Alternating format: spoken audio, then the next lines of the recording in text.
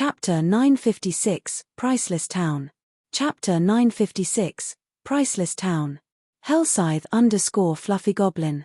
Inside the tattered hotel, aside from a man dressed and cloaked in black sitting on a windowsill and the two dark guards standing beside him, there were no players inside the establishment. There were only two NPCs inside the hotel, a bartender and a waiter. It was difficult to call this establishment a hotel. From the moment he entered to the moment he stopped before the black-cloaked man, the two dark guards watched Shifeng's every movement. If he made any sudden movements, they would eliminate Shifeng immediately. They both felt like well-trained bodyguards. This is their hotel. Why are they so nervous? The dark guards' behavior confused Shifeng. Their behavior furthered his interest in the man named Bloodfang. In his previous life, Bloodfang had never once revealed his true appearance to the world. He had been a complete mystery, even more secretive than the legendary Flower of Seven Sins. Although many people had looked into Bloodfang's background, no one ever learned anything. Bloodfang's identity was so obscured that nobody even knew whether he was a man or a woman. After all, there were many items in God's domain that could disguise a player. Moreover, Bloodfang wore a black cloak constantly. Even if one used an advanced identification skill, they would learn nothing. The only thing everyone knew was that Raven's members referred to their guild leader as Bloodfang. "Care for a drink?" Bloodfang asked after Shifeng Saturday. "The beverages here are very good." Unlike the dark guards, Bloodfang's voice was not void of emotion. Only, his tone was somewhat gravely. "No need. Just tell me what you want. You didn't invite me all this way just for a drink, right?" Shifeng declined, shaking his head. "Indeed, just as Bloodsucker had said, you really are straightforward." Bloodfang chuckled. Pointing to the town outside the window, he continued, "I'll just get straight to the point. What do you think of this town? It is very shabby. However, the fact that your guild has captured this town shows that there must be something of great interest to your guild here," Shifeng said honestly. The Dawn Empire was very far from Starmoon Kingdom. Teleporting from Starmoon Kingdom to the Dawn Empire cost 4 gold, 24 silver. Even current expert players would be reluctant to pay this price. In the past, Shifeng's activity had always remained centered in Starmoon Kingdom. Hence, other than knowing their general location, Shifeng did not know much about distant kingdoms and empires. Of course, he still had some knowledge of major incidents. Although he had never personally visited these countries, the secret pavilion often reported major incidents that occurred in God's domain's various kingdoms and empires. However, as far as he could remember, nothing significant had occurred in the Dawn Empire at this stage of the game. Your senses are sharp. Indeed, as you've said, this town is quite shabby. However, Raven has paid a huge price to capture it. We've almost invested everything we've accumulated since joining God's domain to do so, Bloodfang said, sighing. I'm ashamed to say this, but although Raven has accumulated a lot of resources so far, constructing this town is too expensive. Shifeng revealed a surprised expression as Bloodfang explained the situation. He was very familiar with a town's construction. The construction's early stages required a hefty investment. However, to a power like Raven, it should not pose a problem. I don't expect you to believe me. However, I am not lying. This town is somewhat special. Although it looks like this now, this town was initially flourishing. What you're seeing is our second reconstruction. Helplessness tinged Bloodfang's voice as he spoke. The second time? Had the town been destroyed? Shifeng's shock grew. It was common knowledge that a newly constructed city could hire NPC guards to protect it for 15 days. To current players, level 150 NPC guards were invincible. Even if the surrounding level 40+ monsters sought to cause trouble, Raven could take care of them easily. This town was indestructible. That's right. This town has been destroyed once before. Even after hiring so many guards, in the end, we failed to defend it. Raven has invested too much into this town during its early stages. As a result, we can't afford the reconstruction. Hence, I sought to cooperate with Zero Wing, hoping to convince your guild to invest into this town and develop it with us, Bloodfang said, nodding sternly. Confidently, he continued, No other guild knows about the town's true value. I only discovered it after reading through an ancient document. If Zero Wing invests 100,000 gold, your guild will receive 20% of the town's income. Guild leader Bloodfang, you're talking about 100,000 gold, not 100,000 copper.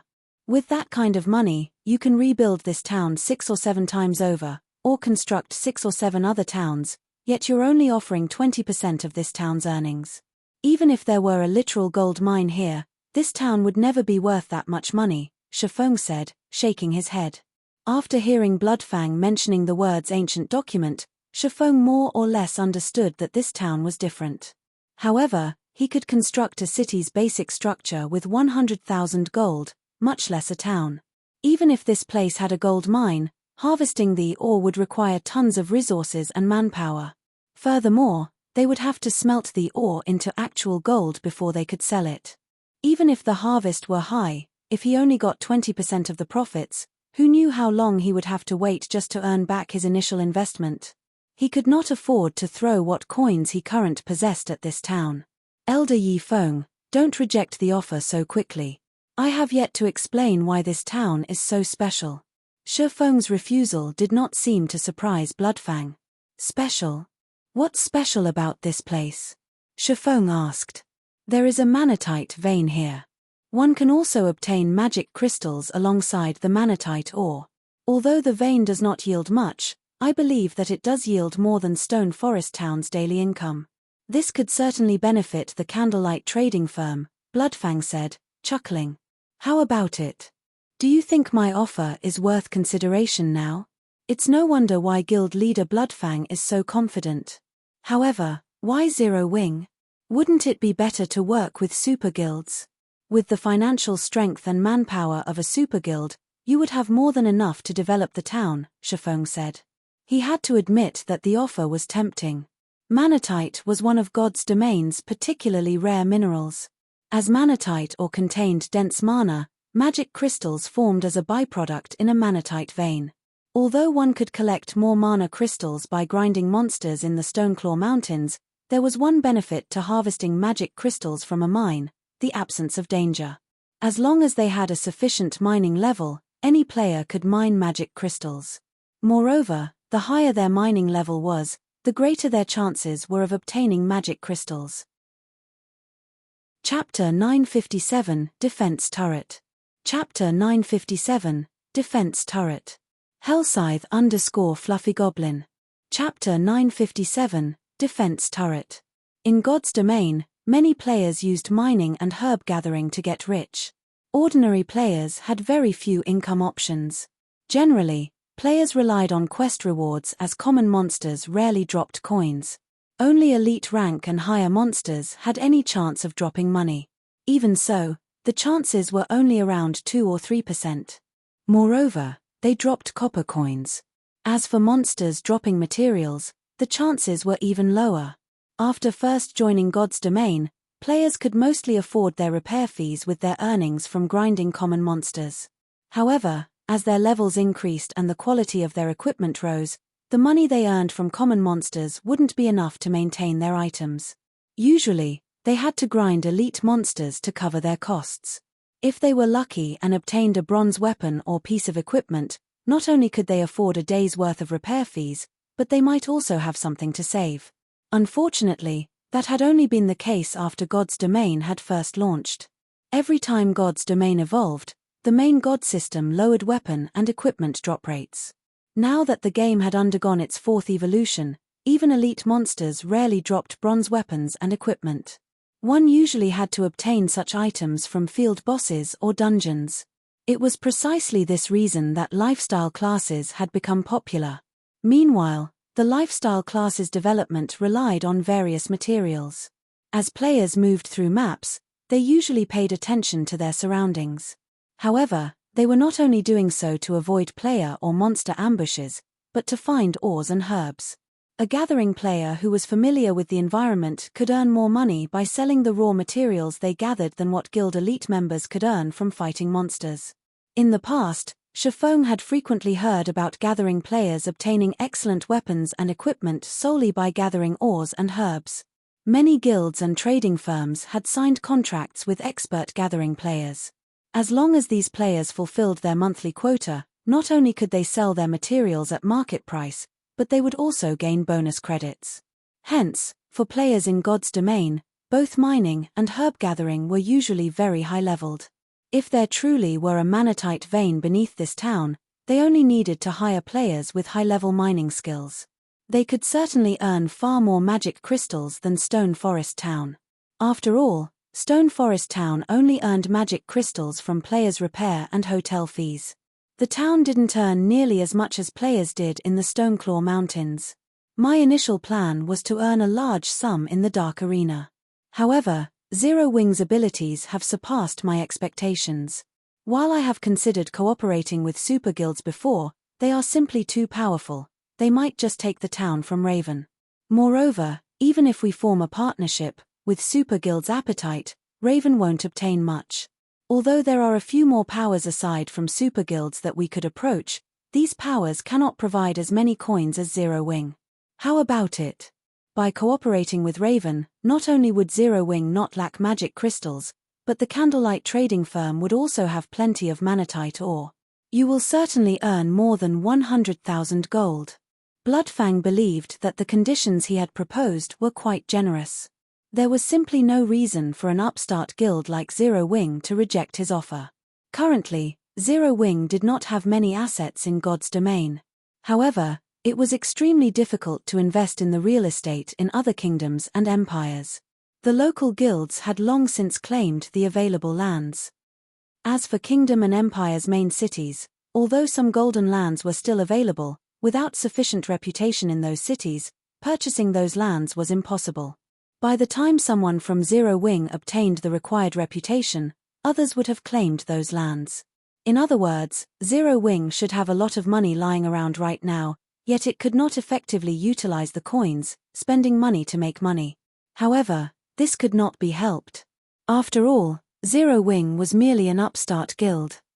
Its income couldn't even compare to a veteran second-rate guild, much less a super first-rate or super guild. If Zero Wing continued to hold on to its funds, it would eventually depreciate. This was also why, despite earning boatloads of gold, super guilds had very little liquid funds.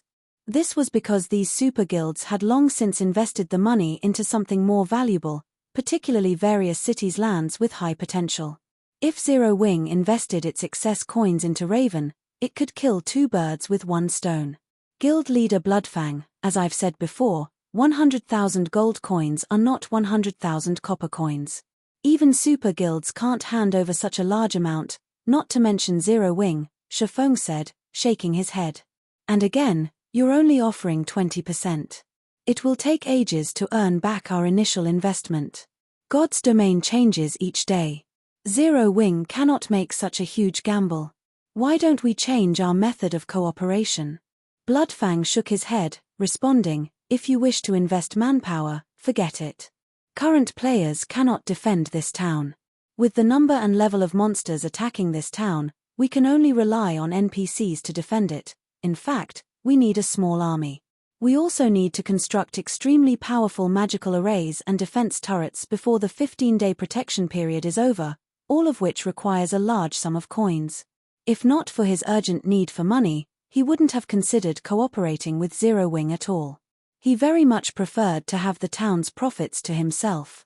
There was not a single power in God's domain that would complain about having too much money, not to mention an essential item like the magic crystal.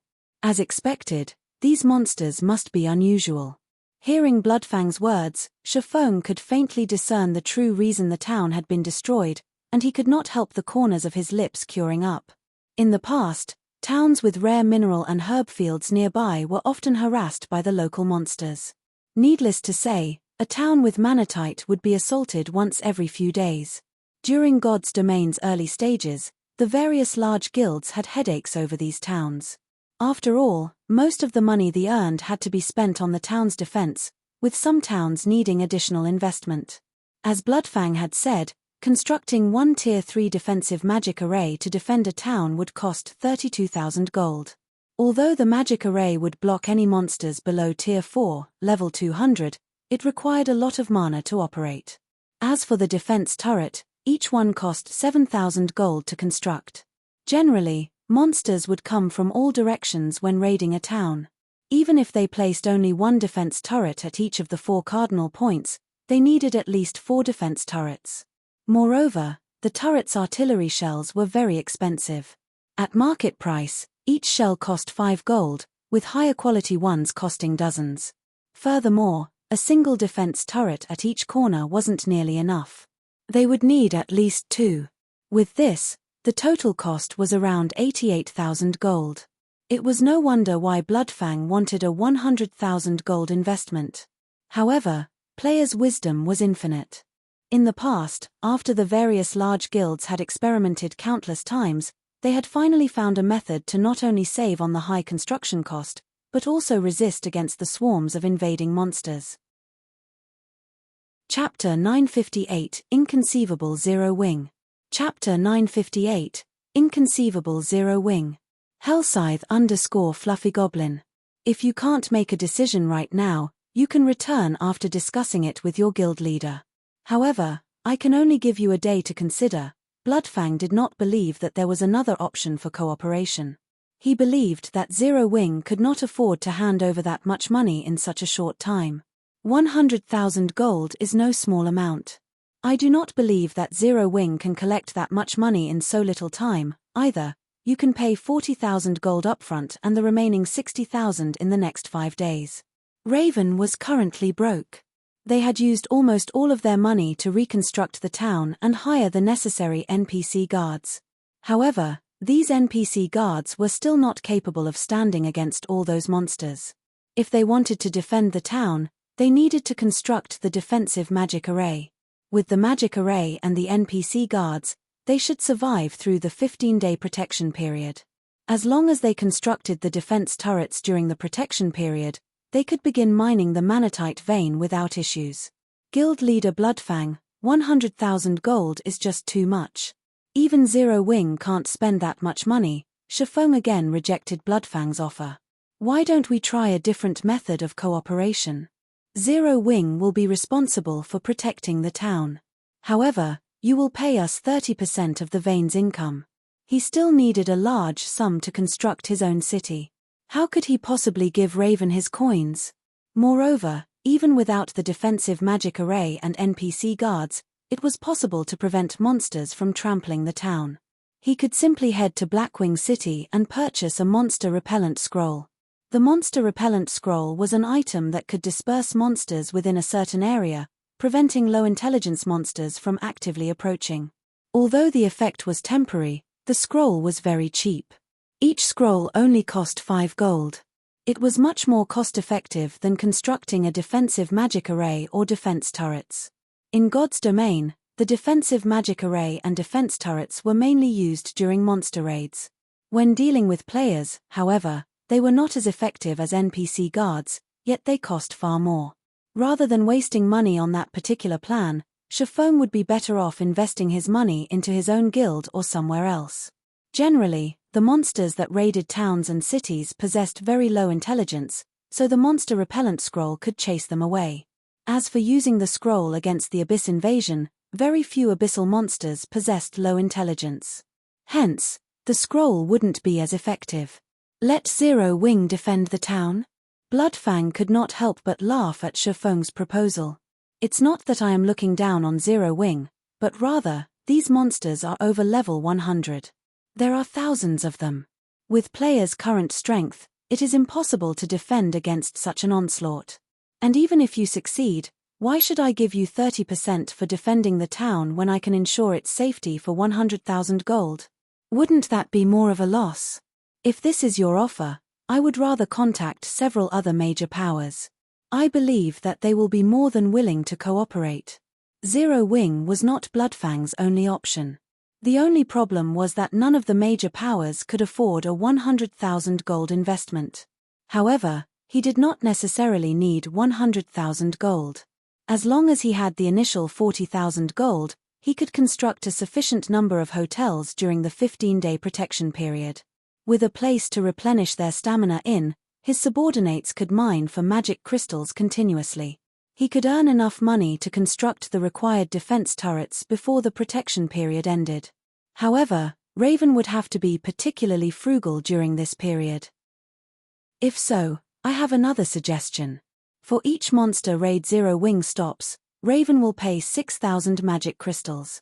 What do you think of that? Shifeng casually suggested. Are you serious? Bloodfang asked in surprise. If they utilized this method, the town's income would belong to Raven fully. As long as they could begin their mining operation, Raven wouldn't have any financial problems. They could quickly construct a powerful defense. Only, the initial period would be the most difficult. He hadn't expected Shifeng to be interested in such an exchange. Had Shifeng simply handed over 100,000 gold, he could have received 20% of the town's income. As time passed, he would earn far more than 100,000 gold, yet for short-term profit, he had given up on a future gold mine.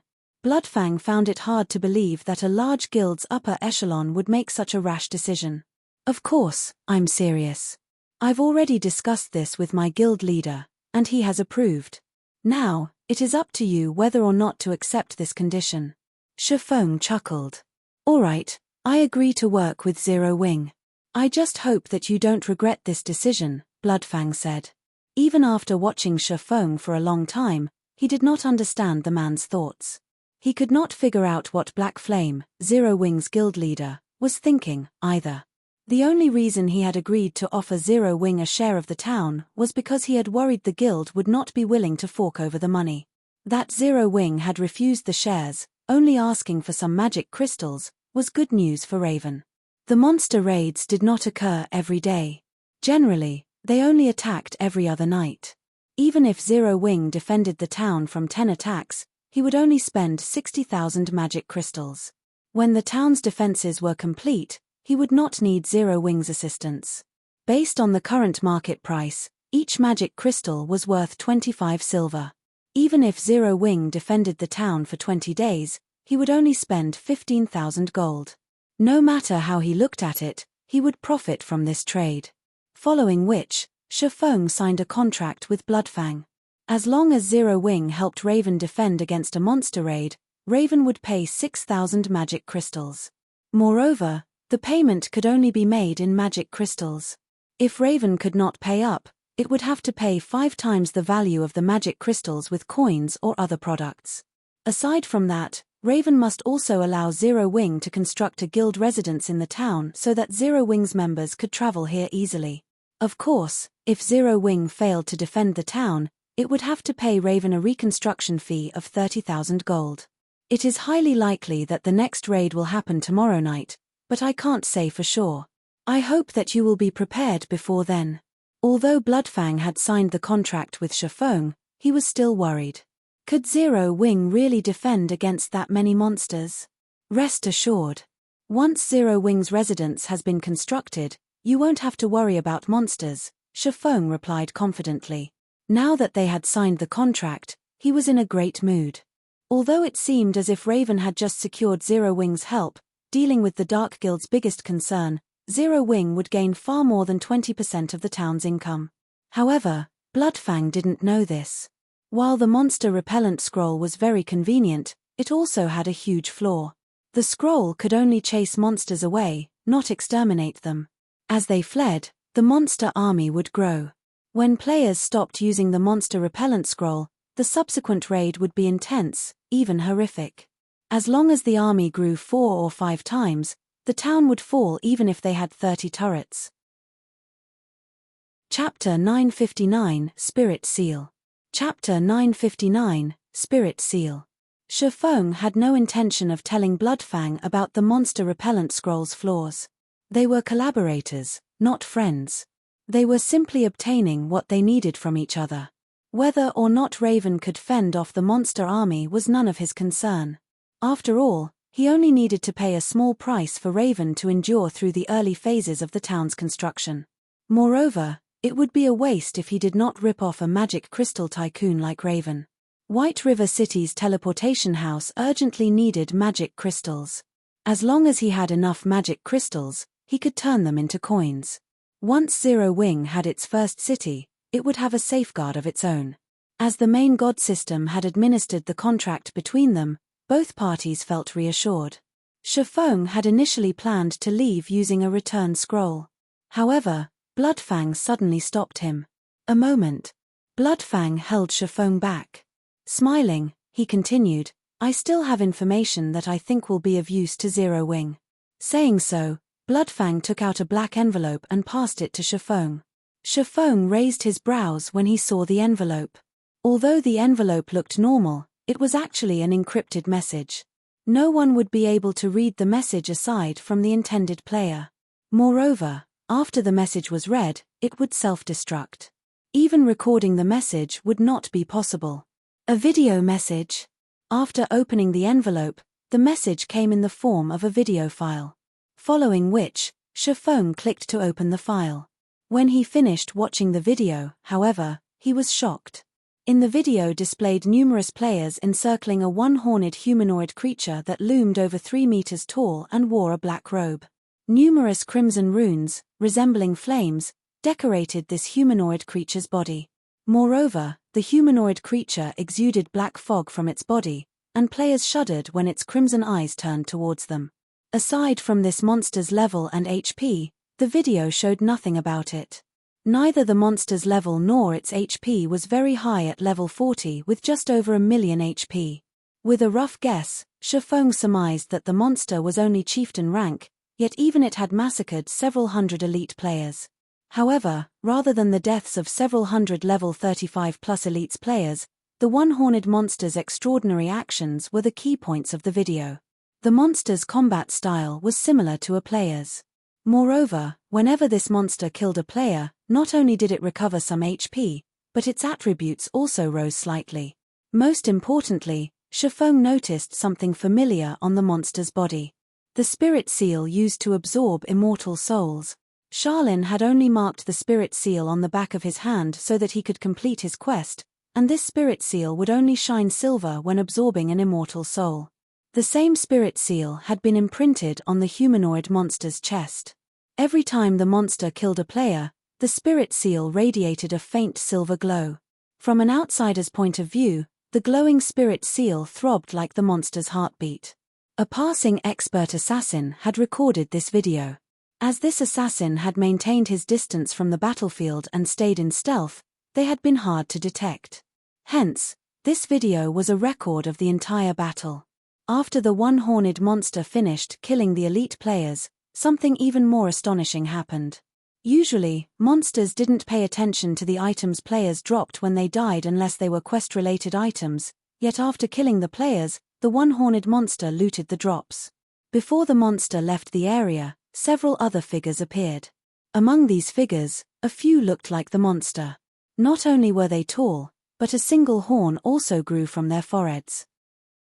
Surprisingly, a player stood among them. However, as this scene had been recorded from far away and due to the player's black cloak and mask, Shifeng could not even discern the player's gender, much less their identity. Yet, Shifeng was certain that it was a player due to the green, diamond marker about their head. The marker was unique to players. The assassin expert had tried to follow the monsters. However, he had been discovered. Although the level 38 assassin expert tried, with all his might, to flee, in the end, he failed to escape the one-horned monsters. How can there be such monsters? Shifeng inwardly shuddered as he watched the monsters kill the assassin. In terms of combat techniques, the assassin could reach the trial tower's 6th floor with his standards. He would be a considerably powerful expert, even in a first-rate guild. After all, the general public recognized players as experts once they had reached the 4th floor. Yet, the monsters' combat standards were stronger than the assassins. Unfortunately, due to a lack of combat footage, Shifeng could not discern the one-horned monster's true capabilities. Even so, Shifeng roughly guessed them to be near the half-step refinement realm at the very least. If they had been NPCs, Shifeng would not be surprised if they had reached this standard. After all, he had encountered NPCs with much higher combat standards than that. However, for God's Domain's monsters to fight like this, their intelligence must be extremely high. Even great lords didn't fight like this. The assassin who recorded this video is a red player and a slightly famous one at that. It had been 2 days since he had died, but even now, he cannot log into God's domain, Bloodfang informed Shifeng. Very few people know about this. From what this player has said, these monsters are extremely powerful. Before these monsters dealt with that elite team, they were roaming the area, killing field bosses. These monsters were also capable of increasing their attributes by killing both monsters and players. Moreover, their intelligence is very high. The assassin reported that, when he had faced those one-horned monsters, it had felt as if he had been fighting expert players. They were so intelligent that they could easily predict his movements and implement the appropriate countermeasures. What does this have to do with Zero Wing? Shifeng asked. Although he agreed that these monsters were extraordinary, there were many bizarre situations in God's domain. It might be some sort of in-game event. Furthermore, he was already swamped with his own matters. He did not have the time to concern himself with someone else's business. This video was taken in Star Moon Kingdom, only a short distance from Stone Forest Town. Although these monsters are not yet a threat to the NPCs protecting the town, I believe that the town's safety will be a problem once the protection period ends. After all, nobody can say for sure just how powerful those monsters can become, Bloodfang said, chuckling. Chapter 960 Evil God Appears. Chapter 960 Evil God Appears. They are near Stone Forest Town? Shifeng fell quiet as he pondered the situation. He could not remember such monsters in Star Moon Kingdom in his previous life. This was the first time he had ever seen such a thing. If they were mutants, they wouldn't let any creature live. And they might allow a pair to tag along. They were somewhat similar to mutants in that they could grow stronger by killing other monsters and players. Indeed, just as Bloodfang had said, while there was nothing to worry about right now, as the monsters grew stronger, they would become very dangerous. Before I sent Bloodsucker to negotiate with you, I sent him to investigate. Based on Bloodsucker's report, not only was every field boss in the area dead, but he couldn't find a single common monster either. Moreover, he discovered a similar situation in the nearby level 60 map, Bloodfang said. He then shared several pictures with Shifeng. Bloodsucker took these images in the level 60 area. With the monster's growth rate, it won't be long before they're a threat to Stone Forest Town or NPC towns. When Shifeng saw one of the pictures, he could not believe his eyes. The originally lush forest had become a scorched land pocketed with craters. Bloodsucker had also captured the corpse of a level 63 Great Lord that had been over 30 meters tall. The corpse had withered like a mummy. What was more frightening was that common monsters stopped spawning in the locations the one-horned monsters had visited. This was the equivalent of crippling an entire map. Although the effects were barely noticeable right now, if this continued, there wouldn't be any leveling spots left in Star Moon Kingdom. Thank you for your information, Guild Leader Bloodfang. I have some matters to deal with, so I'll be leaving. Shifeng frowned deeply as he finished looking through the pictures. After saying his goodbyes, he retrieved a return scroll and activated it. After Shifeng transformed into a streak of white light and disappeared, Bloodfang turned towards one of the dark guards beside him and commanded, "Tell Bloodsucker to pull out our men from Star Moon Kingdom and relocate them in the Black Dragon Empire temporarily. Guild Leader, our business is doing relatively well in Star Moon Kingdom. If we pull out of the kingdom now, we will lose a significant amount of income. Moreover, those monsters are only around Star Moon City right now. Do we need to be this cautious?" the Dark Guard asked in surprise. "Do you really think those monsters are that simple?" Bloodfang eyed the Dark Guard. "There's one thing that I didn't mention to Zero Wing. I recently received a report from the Thorn Shadow team, stating that they've discovered the one-horned monster's whereabouts. Do you know what else they discovered?" The Dark Guard shook his head. "Those monsters are currently based in an NPC town in a level 50 map. They have nested in the town. The previous reports counted less than 10 monsters, yet now, there are hundreds. Moreover, the lowest level among them is level 50, while the highest are over level 80. With their development speed, something is bound to happen in Star Moon Kingdom sooner or later. It is best if we bow out now. Don't forget that every player that those monsters had killed still can't log into God's domain," Bloodfang said. Chuckling, he continued, "Moreover, I've received news that the bastards from the Blackwater Corporation have decided to make their move in Starmoon Kingdom. It is best that we avoid them for now. What? Blackwater Corporation has finally joined God's domain. Why are they starting with Starmoon Kingdom? When the Dark Guard heard Bloodfang mention the Blackwater Corporation, his indifferent expression changed as fear flashed in his eyes. I'm not sure. However, my guess is that it is likely due to this new class. After all, throughout God's domain, it is the easiest for players to obtain the new class through Starmoon Kingdom. A batch of players with this new class would benefit their development in the game, Bloodfang said, shaking his head. Among the many major corporations, I hate Blackwater the most. They always use unscrupulous means to achieve their goals, and they never follow the rules. Zero Wing will have to rely on its own power to weather this coming storm. Shortly after Bloodfang issued his command, although the command confused Bloodsucker, he began to move the several hundred Raven members hidden throughout Starmoon Kingdom, shifting their operations to the Black Dragon Empire. As for Shifeng, rather than traveling to Blackwing City to purchase the monster repellent scrolls, he visited Starmoon City instead. Starmoon City had visibly changed over the past few days. Many of the players roaming the streets were from other kingdoms and empires, all hawking their weapons and equipment. The city had also experienced an increase of their non-combat players. These players were relatively low-leveled, with some even below level 20.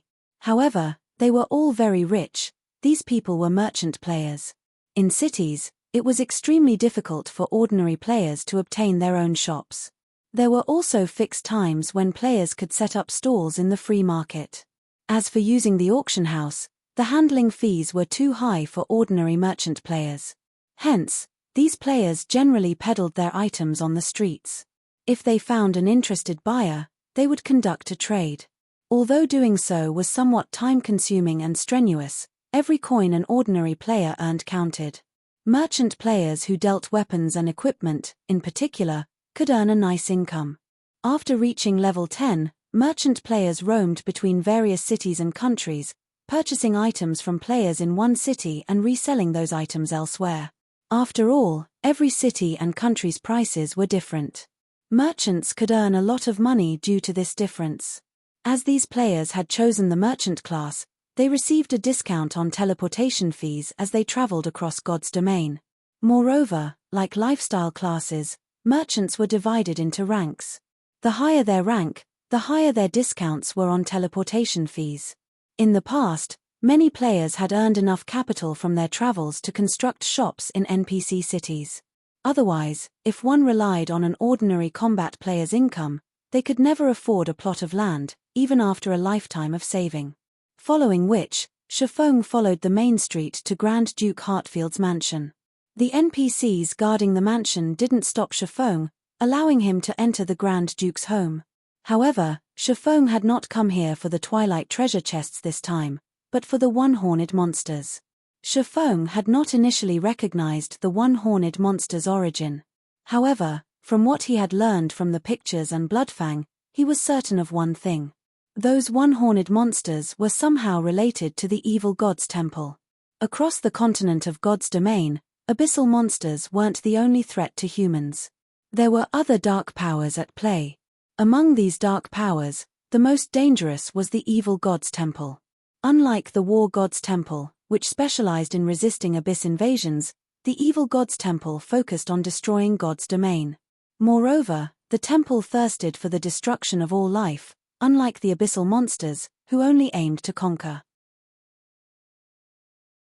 Chapter 961, Sword Emperor Ryan. Chapter 961, Sword Emperor Ryan. Hellscythe _ Fluffy Goblin. Chapter 961, Sword Emperor Ryan. In the garden-like mansion, Shifeng followed the level 150 NPC steward to the mansion's observation deck. As Starmoon Kingdom's only Grand Duke, Heartfield's status was only beneath the king's. Naturally, his mansion was astonishing. The observation deck was awe-inspiring. Not only did it float high in the air, but its floating elevator had also been crafted from 7 luminaries crystals.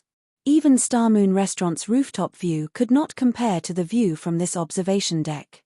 Furthermore, Only the palace and Star Moon auction house were higher up than the Grand Duke's observation deck. Shifeng felt as if he were standing atop the clouds as he looked out. He had an unobstructed view of Star Moon City. The gentle breeze touching his face relaxed him.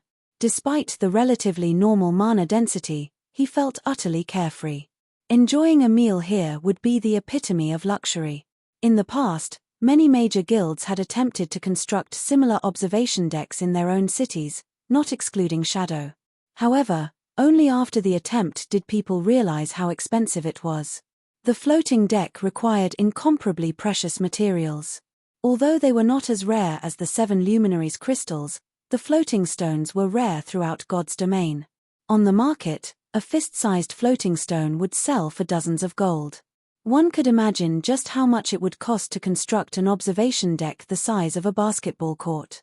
Crafting the necessary floating elevator also required 7 luminaries crystals. Those crystals were the core components of mind spaces, and players were more than reluctant to part with them. Very few people could afford to use them to craft a floating elevator. Moreover, the moment the floating elevator was complete, other players would likely attempt to steal it. Next to the level 200, Tier 3 Grand Duke Hartfield stood a middle-aged man in silver armor. A white mantle had been draped over the man's back, and a sword with a gem-encrusted hilt hung from his waist. Golden, divine runes had been engraved on the sword's scabbard, giving it both a sacred and magnificent appearance. Seeing this treasured sword, Shifeng had no doubt that, when this man walked down the street with that blade, he attracted a lot of attention. Countless female players and sword enthusiasts would hover around him like flies.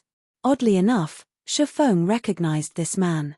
The man's name was Ryan Reiter, and he was the captain of Star Moon Kingdom's Royal Guard.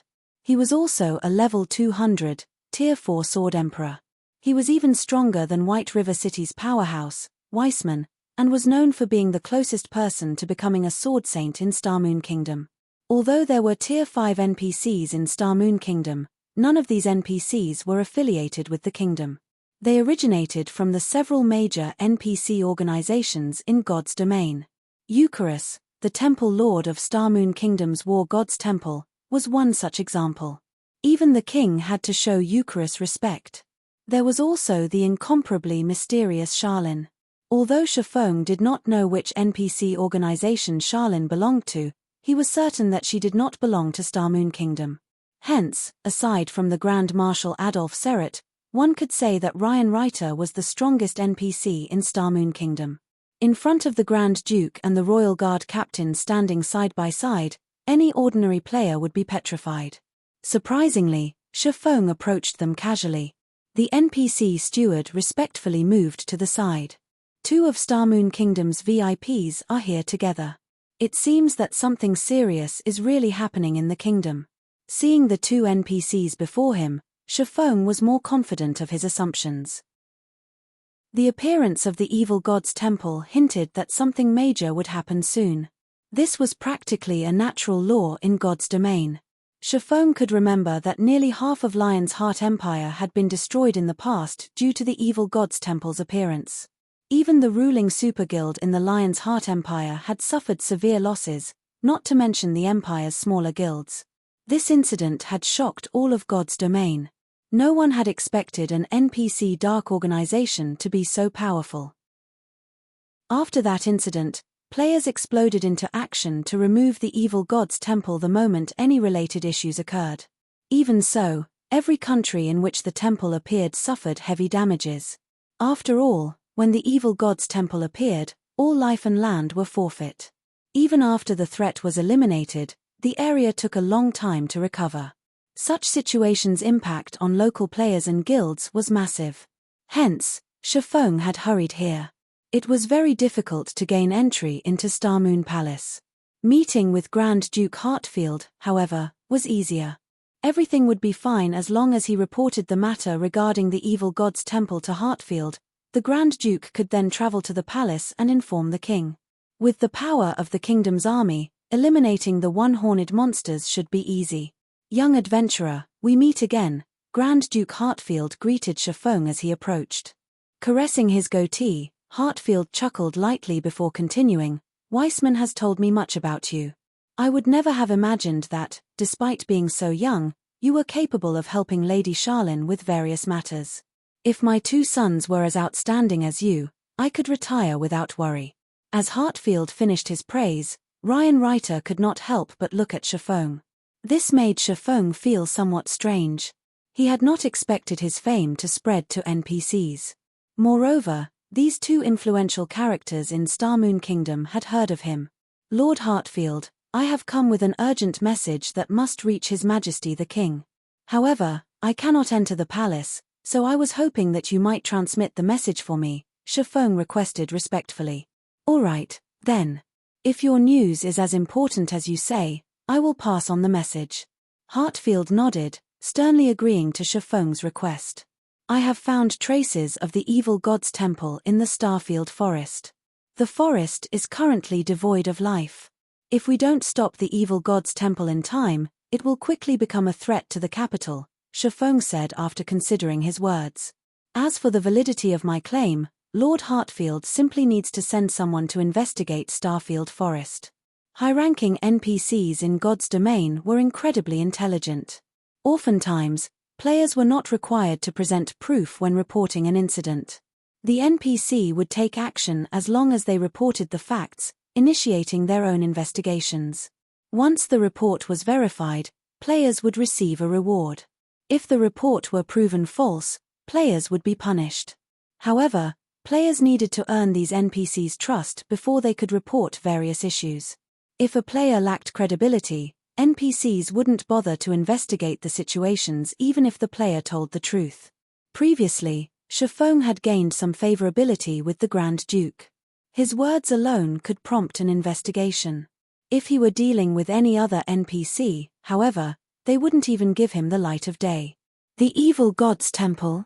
The Evil God's Temple has appeared so close to the capital. When Hartfield heard Evil God's Temple, he tensed. The energy around him also changed. "Captain Ryan, like the report you've recently received, it seems that those damnable evil cultists are on the move again," Hartfield said, anger filling his eyes. "After their failed attempt 15 years ago, they are going after that item again. This time, I will erase them from Starmoon Kingdom." After the Grand Duke's statement, the sound of a system notification reached Chiffong's ears, with Starmoon Kingdom's system announcement following closely.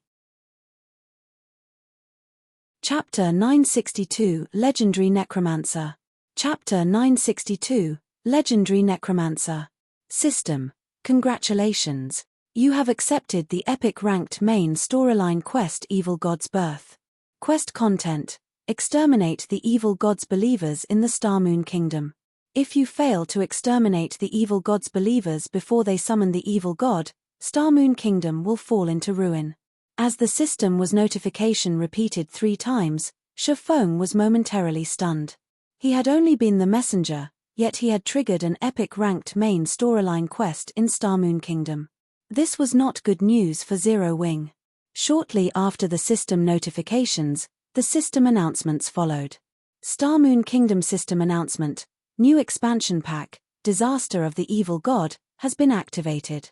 Starmoon Kingdom System Announcement. Ruins of the Evil God's Temple has been discovered in the Undead Gorge. Azura Mode Regional Dungeon, the Undead Gorge, has been activated. Players level 35 and above may enter the dungeon. The system announcement also repeated 3 times, creating a stir in Starmoon Kingdom. Awesome. Who triggered the new expansion pack? An Azura Mode Regional Dungeon? The loot will be amazing. It's actually an Azura Mode Regional Dungeon. I bet the dungeon's monsters will drop magic crystals. I won't have to continue fighting for kills in the Stoneclaw Mountains. The majority of the kingdom's players were incredibly interested in the new regional dungeon. Originally, the only regional dungeon that offered magic crystals was the Stoneclaw Mountains. However, it had become a haunt for Starmoon Kingdom's various large guilds. Even though the area provided abundant resources, ordinary players' share was very small. Moreover, the competition for those resources grew with each day. The new Azura Mode Regional Dungeon's appearance was definitely a cause to celebrate for the majority of Starmoon Kingdom's players. At the very least, there was now another area in which they could obtain magic crystals. Moreover, the Undead Gorge was much closer to Star Moon City than the Stoneclaw Mountains. Only a single map separated the gorge and the capital. The only problem was that the monsters in said map were somewhat high-leveled, all above level 50. If one crossed the map without being strong enough, the risk of death would be quite high. However, this could also help disqualify some players, reducing the competition in the regional dungeon. The only downside was equipment repairs. Unlike in the Stoneclaw Mountains, none of the Undead Gorge's adjacent maps had a town. It would take 4 hours to run there from the nearest teleportation point. While this was a huge problem for independent players, the various large guilds found this acceptable. At the very least, they wouldn't have to pay 0 wing with magic crystals if they grinded in the Undead Gorge. Moreover, once their guild members obtained mounts, they could save time when traveling. For a time, Star Moon Kingdom's various large guilds began to prepare to garrison troops in the Undead Gorge. A new regional dungeon hinted that there would be undiscovered resources. If they entered the Undead Gorge immediately, they could obtain more than their competition. "Young adventurer, I would like you to help me with something," Heartfield sternly told Shafong. "Now that the evil god's believers have appeared, I suspect that Burn, the legendary necromancer from 15 years ago, is up to something new. I want you to locate him for me. If Burn is trying to hold a summoning ritual, he will need to slaughter many to gather enough power to summon the evil god's doppelganger. I have a tracking crystal that has recorded the evil god's power. It will help you search for the evil god's power within an area. If Burn is absorbing the power of the area's creatures, the tracking crystal will detect him. Once you discover their nest, all you need to do is report back. However, be careful in your search. Burn is a legendary necromancer, and with the aid of the evil god's power, he can summon extremely powerful monsters. Summoning the evil god's doppelganger will require a lot of power, so he will have certainly nurtured many powerful monsters to help him gather what he needs. If you want to deal with these monsters, you should head to the remains of the evil god's temple in the Undead Gorge. You might find some method of dealing with them. Once Heartfield finished speaking, he passed Shafong a blue crystal block. Tracking crystal. When activated, will scan 5,000 yards in every direction for the evil god's power. Each use consumes 1 magic crystal. Cooldown, 30 minutes. What an inconvenient item. Shafong said nothing as he stared at the crystal block in his hand. Fortunately, it would require time to gather the necessary power to summon the evil god. The one-horned monsters would continue to massacre everything in their path. He would, soon or later, find them. Then, he only needed to follow them back to their nest. Following which, Shafong left the Grand Duke's mansion with the tracking crystal in hand. He notified Aqua Rose to send some men to search the maps near Stone Forest Town for clues about the one-horned monsters. After completing that task, he teleported to Blackwing City. Meanwhile, inside Ouroboros's guild residence in Star Moon Kingdom, a meeting was being held. Usually, only the guild's upper echelons were invited to such meetings. This meeting, however, included 3 outsiders. Guild leader Snow, there are many benefits to becoming one of the Blackwater Corporation's subordinate guilds. Won't you consider it? The gloomy, short-haired youth, who headed the group of outsiders, asked, smiling at Gentle Snow. Many benefits. Zhao Yueru repeated from beside Gentle Snow, anger tinging her words. You're asking for management of Ouroboros and 90% of its shares, yet you're offering us less than 1/10 of the market price. These are your so-called benefits. Oh, don't put it like that. With Blackwater Corporation's fame and influence, I am sure that you know how much our management will benefit Ouroboros. The guild will become immensely strong, the short-haired youth said, chuckling. Joining the Blackwater Corporation now is your best choice. Otherwise, you'll run into a dead end in the future. You won't get anything at all. Are you threatening me? Gentle Snow frowned. It is not a threat. I am simply offering a suggestion. I doubt that your investors will want to make an enemy of Blackwater, the youth said. He then turned to Ouroboros's elders, saying, Your guild elders are aware of this. Did they not tell you yet? What is going on? Gentle Snow shifted her gaze towards the several guild elders beside her. Each elder represented one of Ouroboros's investors. Their words were the investors' will. Our companies have already reached a consensus and decided to join the Blackwater Corporation. Snow, please don't blame us. We don't have a choice. Blackwater has been putting pressure on our companies as of late, so our profits are in jeopardy. If this continues, our companies may go bankrupt. We had to compromise, an elder explained softly. Chapter 963, 3 Days. Chapter 963, 3 Days. The Blackwater Corporation employees' impressive tactics. Gentle Snow glanced at the short-haired youth sitting opposite of her, listening to several elders' explanations. In the virtual gaming world, third-rate or greater guilds typically split their shares among multiple shareholders. Zero Wing was unique in this, as guilds were rarely under the control of a single entity, much less first-rate guilds. Although a first-rate guild was the equivalent of a corporation and capable of earning its own money, when a guild of such caliber joined a large-scale virtual reality game, it needed a lot of capital to begin developing. God's Domain was peculiar among large-scale virtual reality games. Even with a first-rate guild's financial strength, investments from various companies were needed for a guild to spread its influence throughout God's Domain as it attempted to dominate one, or multiple, kingdoms. This was precisely the reason that multiple companies held the majority of Ouroboros's shares. If these companies came to an agreement, even she, the guild leader, was forced to accept the decision. However, Gentle Snow had never imagined Blackwater to be despicable enough to force Ouroboros into submission. Generally, major international corporations disdained such tactics, as doing so would only make them a laughingstock. Guild leader Snow, what is your decision? The short-haired youth ignored the snow goddess's ridicule.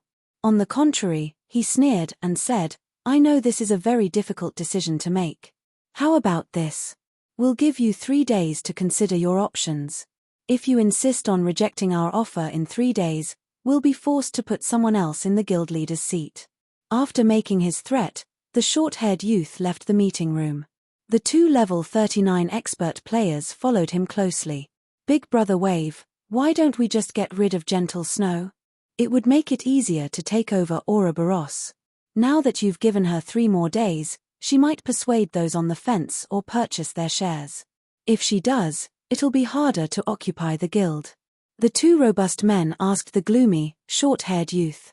The Blackwater Corporation's goal from the very beginning was to take control of Starmoon Kingdom. After turning Starmoon Kingdom into the corporation's playground, they would use it as a stepping stone to dominate the Black Dragon Empire. Even if Gentle Snow agreed to their conditions, they would not let Ouroboros survive. Rather, Blackwater would establish its own guild and absorb Ouroboros, gaining complete control. Hence, they did not need Gentle Snow's consent. Do you really think I will give her 3 days to make a decision? The short-haired youth clicked his tongue. Sneering, he continued, I am just giving Ouroboros's members time to adapt. If I remove Gentle Snow from her position suddenly, it will cause quite a stir in the guild. Not only will it decrease the guild's morale, but I will also have a lot of trouble rectifying the problem. Now that I am giving Gentle Snow 3 days, however, news of this matter will spread throughout the guild. We'll encounter less resistance when we take over the guild's management. Most importantly, young Master Jing has not yet sent me enough experts to take Ouroboros over. In 3 days, we should have enough personnel to assume control. At that time, we will gain control of Starmoon City, and it won't be long before we possess all of Starmoon Kingdom. Big Brother Wave, what about Starmoon Kingdom's #1 guild, Zero Wing? Are we not negotiating with them? I've heard that Zero Wing is particularly stubborn, and the guild leader alone controls the guild. It will be more difficult to take over. We won't need to worry about that. Young Master Jing has other plans for Zero Wing, the youth named Abandoned Wave responded nonchalantly. How are the people that young Master Jing sent adapting? Big Brother Wave, rest assured, with our guidance, they're improving each day. I believe they will adapt to God's Domain's combat style very quickly with the help of the battle videos we procured and the trail tower. As long as their levels are brought up to speed, they will be the guild's greatest trump card, one of the robust men reported excitedly. The Blackwater Corporation was not like other corporations.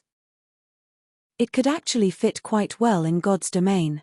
After all, Blackwater was an international corporation that dealt with fighting competitions. The corporation's dojos spanned the globe. Moreover, the corporation was also one of the world fighting competition's main hosts. With the amateur fighters in God's domain, it would be a piece of cake for Blackwater to dominate the game. If not for the recent launch of the Mind Space system, the Blackwater Corporation wouldn't have harbored the slightest thought of investing in God's domain. Once Abandoned Waves Group left, pandemonium swept through Ouroboros. The guild was no longer focused on the new regional dungeon. Meanwhile, Shifeng had arrived in Blackwing City's magic district. Unlike ordinary NPC cities, which were generally divided into the Noble District and the Commoner District, the NPCs and players that reached Blackwing City were extraordinary. Moreover, even if other kingdoms and empires' nobles ventured to this city, they were ordinary here. In the Magic District, NPC-owned magic shops were everywhere. There were at least 100 such shops in the district. Not only did these shops sell all kinds of daily-use magic items, but they also sold magic scrolls. Some even sold rare magic scrolls that could not be found in ordinary NPC cities. The Monster Repellent Scroll was one such magic scroll. Initially, players had assumed that the Monster Repellent Scroll had no particular value. After all, it was only capable of driving off low-intelligence monsters. Moreover, as players reached higher levels and explored higher-leveled maps, they encountered fewer low-intelligence monsters. Hence, there was rarely a need for the Monster Repellent Scroll. Furthermore, the scroll was expensive. The Monster Repellent Scroll had only gained popularity after players discovered its ability to protect towns. However, as one of the rare magic scrolls sold in Blackwing City, the Monster Repellent Scroll was not infinitely available. Only a limited quantity could be purchased each day. Moreover, only one magic shop sold the scroll, so it wasn't easy to obtain. Overall, only 20 Monster Repellent Scrolls were available in Blackwing City each day. When Shifeng entered the magic shop that sold the Monster Repellent Scrolls, he discovered numerous waiting players. These players turned towards Shifeng. "Why are people from the sacred temple here?" Shifeng was somewhat surprised when he saw these players. Chapter 964, Extraordinary Nobody. Chapter 964, Extraordinary Nobody. Connor's Magic Shop was an unassuming shop in Blackwing City. The shop was hidden deep in an alley, making it difficult to spot. Moreover, the goods sold in the luxurious magic shops lining the Magic District's main street were already more than enough to satisfy players' needs. Hence, very few went out of their way to look for Connor's Magic Shop. Shifeng had never expected to meet members of the Super Guild Sacred Temple here. Aside from the glaring Sacred Temple members, a familiar woman chatted with the NPC shopkeeper. "Sister Melody, should we chase this player away?" A male summoner wearing light blue mage robes asked quietly. This male summoner looked relatively young, around 20 years old, yet he was already at level 39. The aura of strength and arrogance he exuded revealed him as more than an ordinary expert. Moreover, his staff was a Tier 1 weapon unique to summoners, the Illusion Staff. Tier 1 weapons were the most suitable for Tier 1 classes, aside from epic weapons. They could maximize a Tier 1 player's combat power, which even the best Dark Gold weapons could not accomplish. At the moment, even first-rate guild only had 1 or 2 epic items, some had none at all. Although super guilds were slightly better off in this regard, they could not arm every one of their apex experts with epic items. Generally, these experts only used Dark Gold items. Wielding a Tier 1 weapon in the Sacred Temple spoke volumes of the youth's combat standards. "No need. It just so happens that I have a reason to seek him out. Since he has presented himself, things couldn't be better." When Quiet Melody saw Shifeng, a faint smile appeared on her beautiful, charming face, her smile mesmerizing several of the Sacred Temple members. "Seek him out?" The summoner youth was slightly stunned. Doubtful, he turned to look at Shifeng as he wondered, who is he? Quiet Melody was the Sacred Temple's Vice-Temple Master. She was also one of the guild's apex experts. Very few in the virtual gaming world could attract her attention. Seeing the summoner's confusion, Quiet Melody chuckled as she explained, "Fantasy, You might not know of him since you've recently graduated from the newcomer's training, but he is none other than Zero Wings Yi Feng.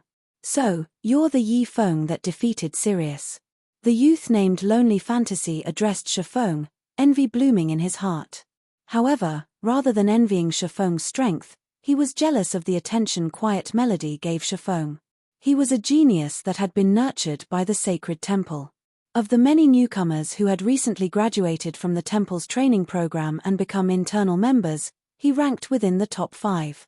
The sacred temple was a super guild, and it chose the newcomers it nurtured from the guild's elite members. Those who stood out among these elites were the cream of the crop. In any first-rate guild, these individuals could easily become the strongest combatants. These individuals were the virtual gaming world's blue-blood experts. Yet, a low-born individual like Shifeng had defeated one of the Battle Wolves Guild's old monsters. Moreover, Shifeng received Quiet Melody's attention, whom he admired. Why wouldn't he be jealous? Unknowingly, a hunger for battle filled Lonely Fantasy's gaze as he watched Shifeng. Yi Feng, we meet again. Quiet Melody took the initiative to greet Shifeng. If not for your loan to Hidden Cloud, I might have been unlucky. During the last Blackwing auction, the Nine Heavens Pavilion's Hidden Cloud had beaten her in the auction for the Golden Tablet. In the end, however, a mysterious NPC had assassinated him for that tablet. Moreover, Hidden Cloud had not been able to log into God's domain for a long period after that incident. He had become a laughingstock among the super guilds. Even now, Quiet Melody broke out in a cold sweat whenever she thought back to how she had fought so hard for the secret technique tablet. Losing money was one thing. Losing time was crucial. Every minute and second counted to the various guilds' experts. If they could, these experts would spend every minute in the game. If they couldn't log into God's domain for several days, their progress would be wounded. The damage might be less severe for someone like herself, who had lost interest in the battle for the guild leader's seat and was content as a vice-temple master and holding some shares of the guild. However, for an ambitious person like Hidden Cloud, who vied to become the Nine Heavens Pavilion's first hall master, the damage was tremendous. You must be here for some rare scrolls, right? Quiet Melody said, her gaze shifting towards the magic scrolls filling the display cabinets. Smiling faintly, she continued, unfortunately, I have purchased all of the rare scrolls here. If you wish to buy some, you will have to wait until tomorrow.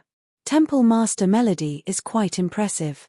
I'm surprised that you've found this place, Shifeng said as he swept a glance over the display cabinets. Indeed, just as Quiet Melody had said, the rare scrolls were gone. Even the monster repellent scrolls, which had no apparent use at this stage of the game, were sold out. It's nothing. I just stumbled upon this shop, Quiet Melody replied casually. She then revealed a few of the rare scrolls she had purchased. Looking at Shifeng, she said softly, which scroll are you looking for? If you are in a hurry, I can sell a few to you at cost. The sacred temple members were shocked. They thought that they were hallucinating. Quiet Melody was the sacred temple's vice-temple master. Even if one disregarded her status, her appearance was enough to make countless men and women swoon. Aside from the required respect for the guild leader and the guild's older generation, she almost never expressed goodwill towards anyone. Yet, she was doing exactly that for Shifeng. Even if Shifeng was a particularly skilled fighter with astonishing strength, that shouldn't warrant Quiet Melody's warmth. After all, they belonged to different guilds. Moreover, their guild possessed many experts who were stronger than Shifeng. Sister Melody, we need these scrolls urgently. If we sell them to someone else, Lonely Fantasy quickly interjected. It's fine. We purchased a few extra as a precaution. Quiet Melody smiled, responding to the summoner youth's advice with indifference. However, Lonely Fantasy knew that these rare magic scrolls were crucial to complete their quest. On the off chance that they ran out during the quest, they may fall on the very edge of success. If that happened, their previous efforts would go to waste. He could not understand why Quiet Melody wanted to befriend Shifeng. What was so good about this swordsman? Many thanks. I only need 4 monster repellent scrolls. Shifeng stated, not beating around the bush. His agreement with Bloodfang was extremely important. If the monsters raided the town before he was prepared, without the monster repellent scroll, he would have to pay 30,000 gold. Moreover, a person of Quiet Melody's status had no reason to trick him and no need to use this opportunity to learn why he had come to this shop. Since the woman wanted to befriend him and there was no enmity between him and the sacred temple, he saw no reason to reject her offer. Afterward, Quiet Melody gave Shifeng 4 monster repellent scrolls in exchange for 20 gold. After receiving the scrolls, Shifeng turned to look at Quiet Melody, who had been smiling all this time. Sighing, he said, "Temple Master Melody, just state your business. I'm assuming that you didn't waste so much time talking to a nobody like me just to sell a few unprofitable scrolls."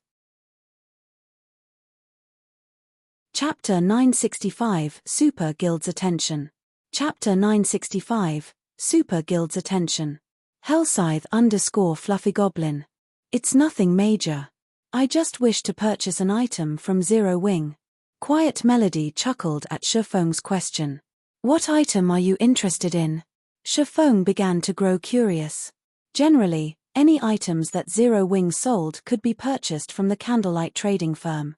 With the Sacred Temple's capabilities, Quiet Melody could even easily afford the limited intermediate mana armor kits. Rather than seeking him out personally, she could simply issue a command, and her subordinates would fetch the items and deliver them to her doorstep. The slots to the Holy City, Quiet Melody responded seriously. How do you know about that? Shifeng's expression immediately darkened. Very few people knew of his acquisition of the Titan City entrance tokens. He highly doubted that Yolan's people would have leaked anything. However, based on Quiet Melody's tone, it was clear that she was certain that he had the entrance tokens. There's no need for surprise. In reality, this news has spread throughout the various super guilds. Quiet Melody smiled. I believe you remember Peerless, right? As a result of his major loss at your hands, Peerless advertised your deeds. He even revealed the secret about Titan City. Moreover, he is very certain that you obtained slots to the Holy City. Before this incident, I never knew that God's domain had such a holy land. Many super guilds are now watching Zero Wing. It is only a matter of time before they contact your guild. I had intended to visit White River City after I had finished shopping here. However, it seems that won't be necessary. Hearing Quiet Melody's explanation, the Sacred Temple members were stunned. Even Lonely Fantasy wondered if he had heard wrong. They had never imagined that Shifeng was actually responsible for the Pantheon Elder's suffering. Even newbies knew about Pantheon's Peerless. He was a big shot on the same level as Quiet Melody, yet Shifeng had killed such a powerful character. It was unbelievable. Field battles were different from the PvP battles in the Dark Arena. Although Peerless was not as powerful as Sirius, one could use various tools in a field battle. Many powerful experts had also accompanied Peerless, making it even more difficult to kill him.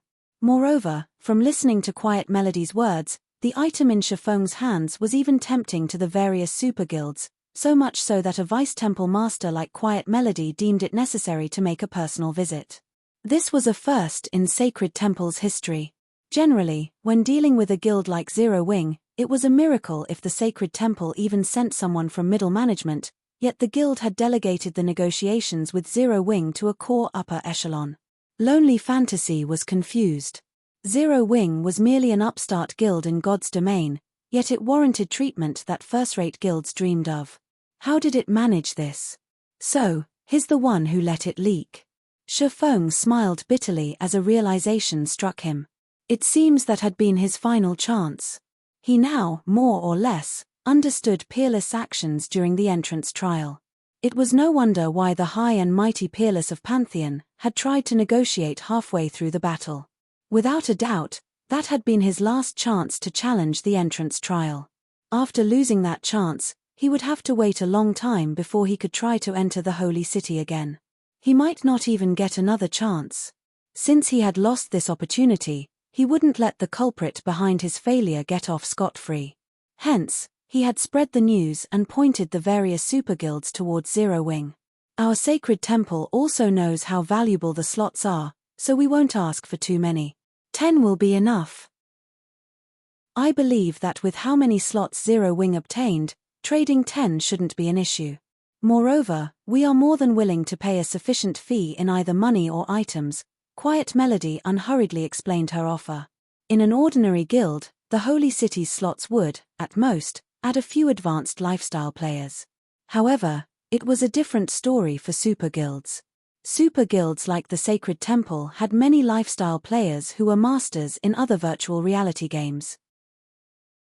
Unfortunately, as these masters were still unfamiliar with God's Domain's lifestyle classes, they could only utilize a small fraction of their true abilities. However, with access to the Holy City of Titan, these past masters would rapidly become true lifestyle masters in God's Domain. Once these masters could exert their true abilities, rather than just generating limited profits, the Sacred Temple's network of shops could finally be put to good use.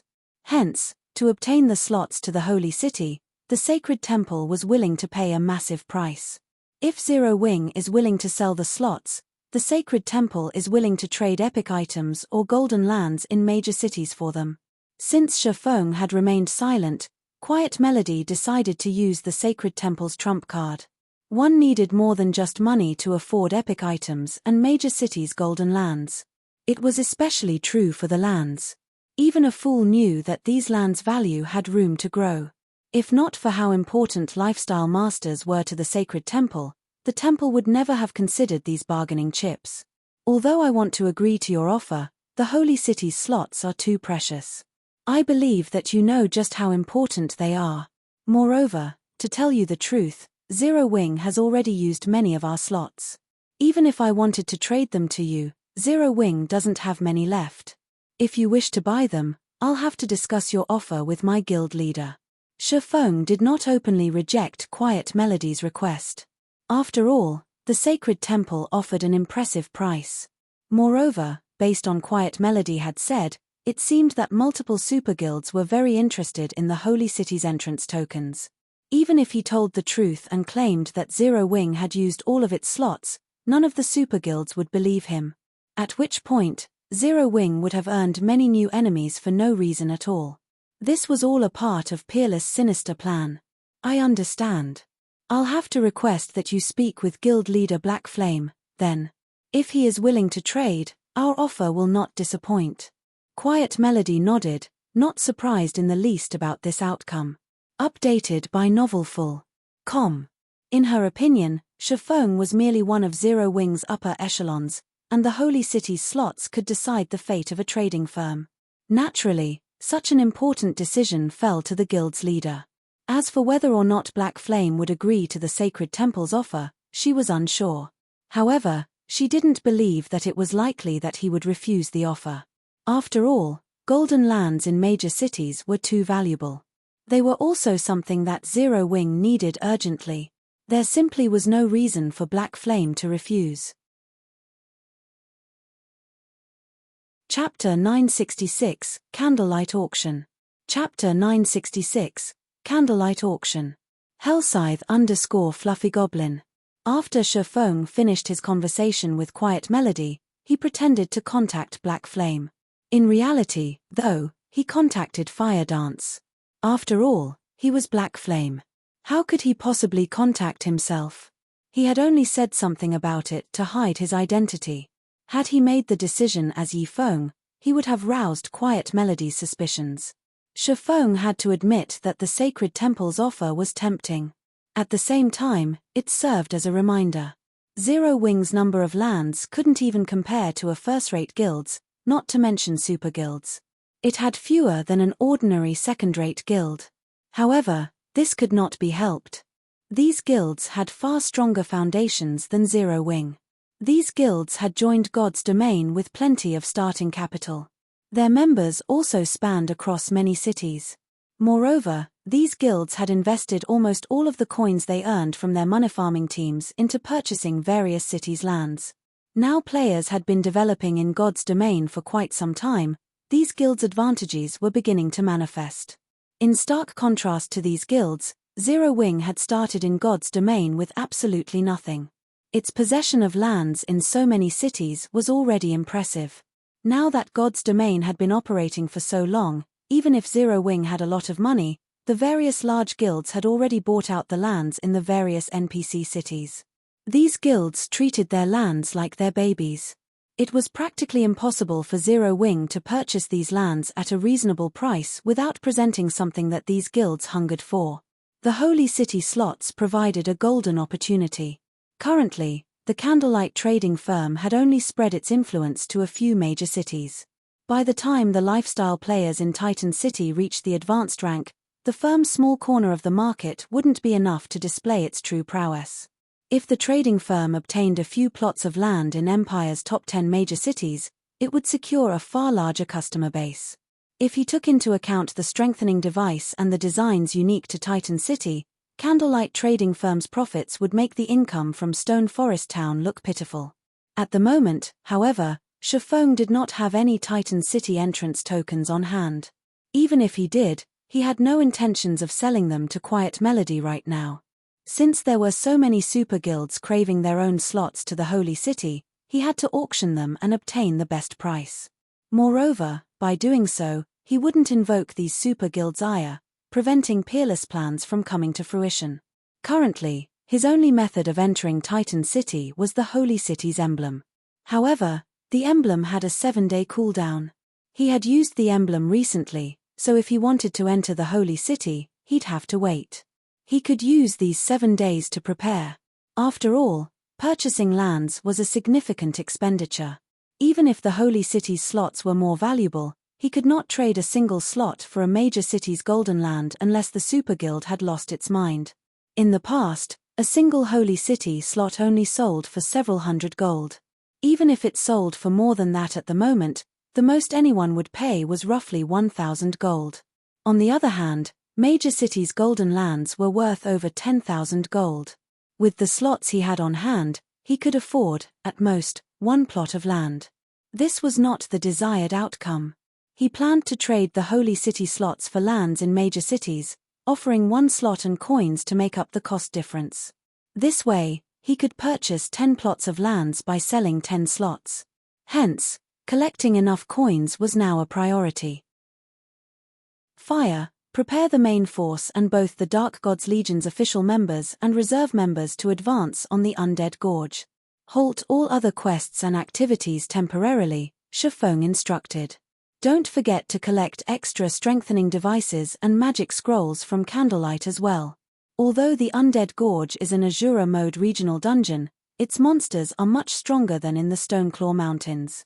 Don't carelessly lose your lives in there. Shifeng had never heard of the Undead Gorge before. However, as it was related to the new expansion pack, it was definitely not an ordinary regional dungeon. It should offer an abundance of resources, particularly magic crystals. Currently, there were too many players in the Stoneclaw Mountains. There weren't enough monsters to go around. On the other hand, not only was the Undead Gorge a new regional dungeon, but it also required more to enter than the Stoneclaw Mountains. Guilds wouldn't be able to dispatch as many members to the dungeon. With this, Zero Wing could farm magic crystals far more efficiently. As long as he had enough magic crystals, he could use the teleportation house to turn them into mountains of glittering gold coins. With this, he could earn what he needed to purchase lands during the next 7 days. Understood. Fire Dance nodded. After Shifeng finished issuing his orders, he smiled as he turned back to Quiet Melody. Communication between players could be set to private mode. This way, unrelated parties would not overhear the conversation. Naturally, the surrounding Sacred Temple members had heard nothing Shifeng had said, so these people assumed that he had been speaking with Black Flame. Temple Master Melody, I've told our guild leader about your offer. Our guild leader has considered this problem, hence, he has already prepared and decided to auction off the slots. In 7 days, the Candlelight trading firm will hold its first auction. Not only will the Holy City's slots be available, but many other unimaginable items will also be for sale, Shifeng said. To participate in the Candlelight auction, you will need to hold at least one deed to a major city's golden land. These lands will be used to bid for the Holy City slots. Of course, Zero Wing will supplement the cost for each land with coins. However, Zero Wing will only announce the auction to the public in 3 days. This is all I can say for the moment. As for who obtains the Holy City slots, that will depend on the strength and capital of the various guilds attending.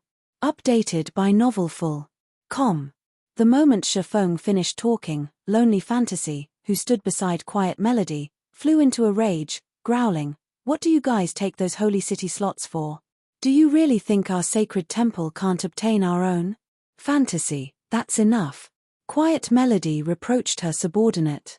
Although Lonely Fantasy tried to continue, when he saw the fury in Quiet Melody's eyes, he snapped his mouth closed. "Since Zero Wing intends to sell the Holy City slots, we are lucky. The sacred temple will certainly attend the auction," Quiet Melody said, her eyes carrying a silent apology. She then departed from the shop with Lonely Fantasy and the others. Lonely Fantasy still wanted to say something after leaving the shop, but Quiet Melody's glare silenced him. "Fantasy, you have just officially joined the sacred temple, so there is much about God's domain that you do not know. Zero Wing is not as simple as you think. It was bold enough to provoke the super first-rate guild Dragon Phoenix Pavilion and the Super Guild King's return. Do you really think Zero Wing will think much of the sacred temple's threats?" Quiet Melody scolded Lonely Fantasy, shaking her head ruefully. "While we wait, rather than following me around, head to the intelligence department and learn about the game's various guilds. God's domain is not the shallow game you think it is." Lonely Fantasy was taken aback by Quiet Melody's words.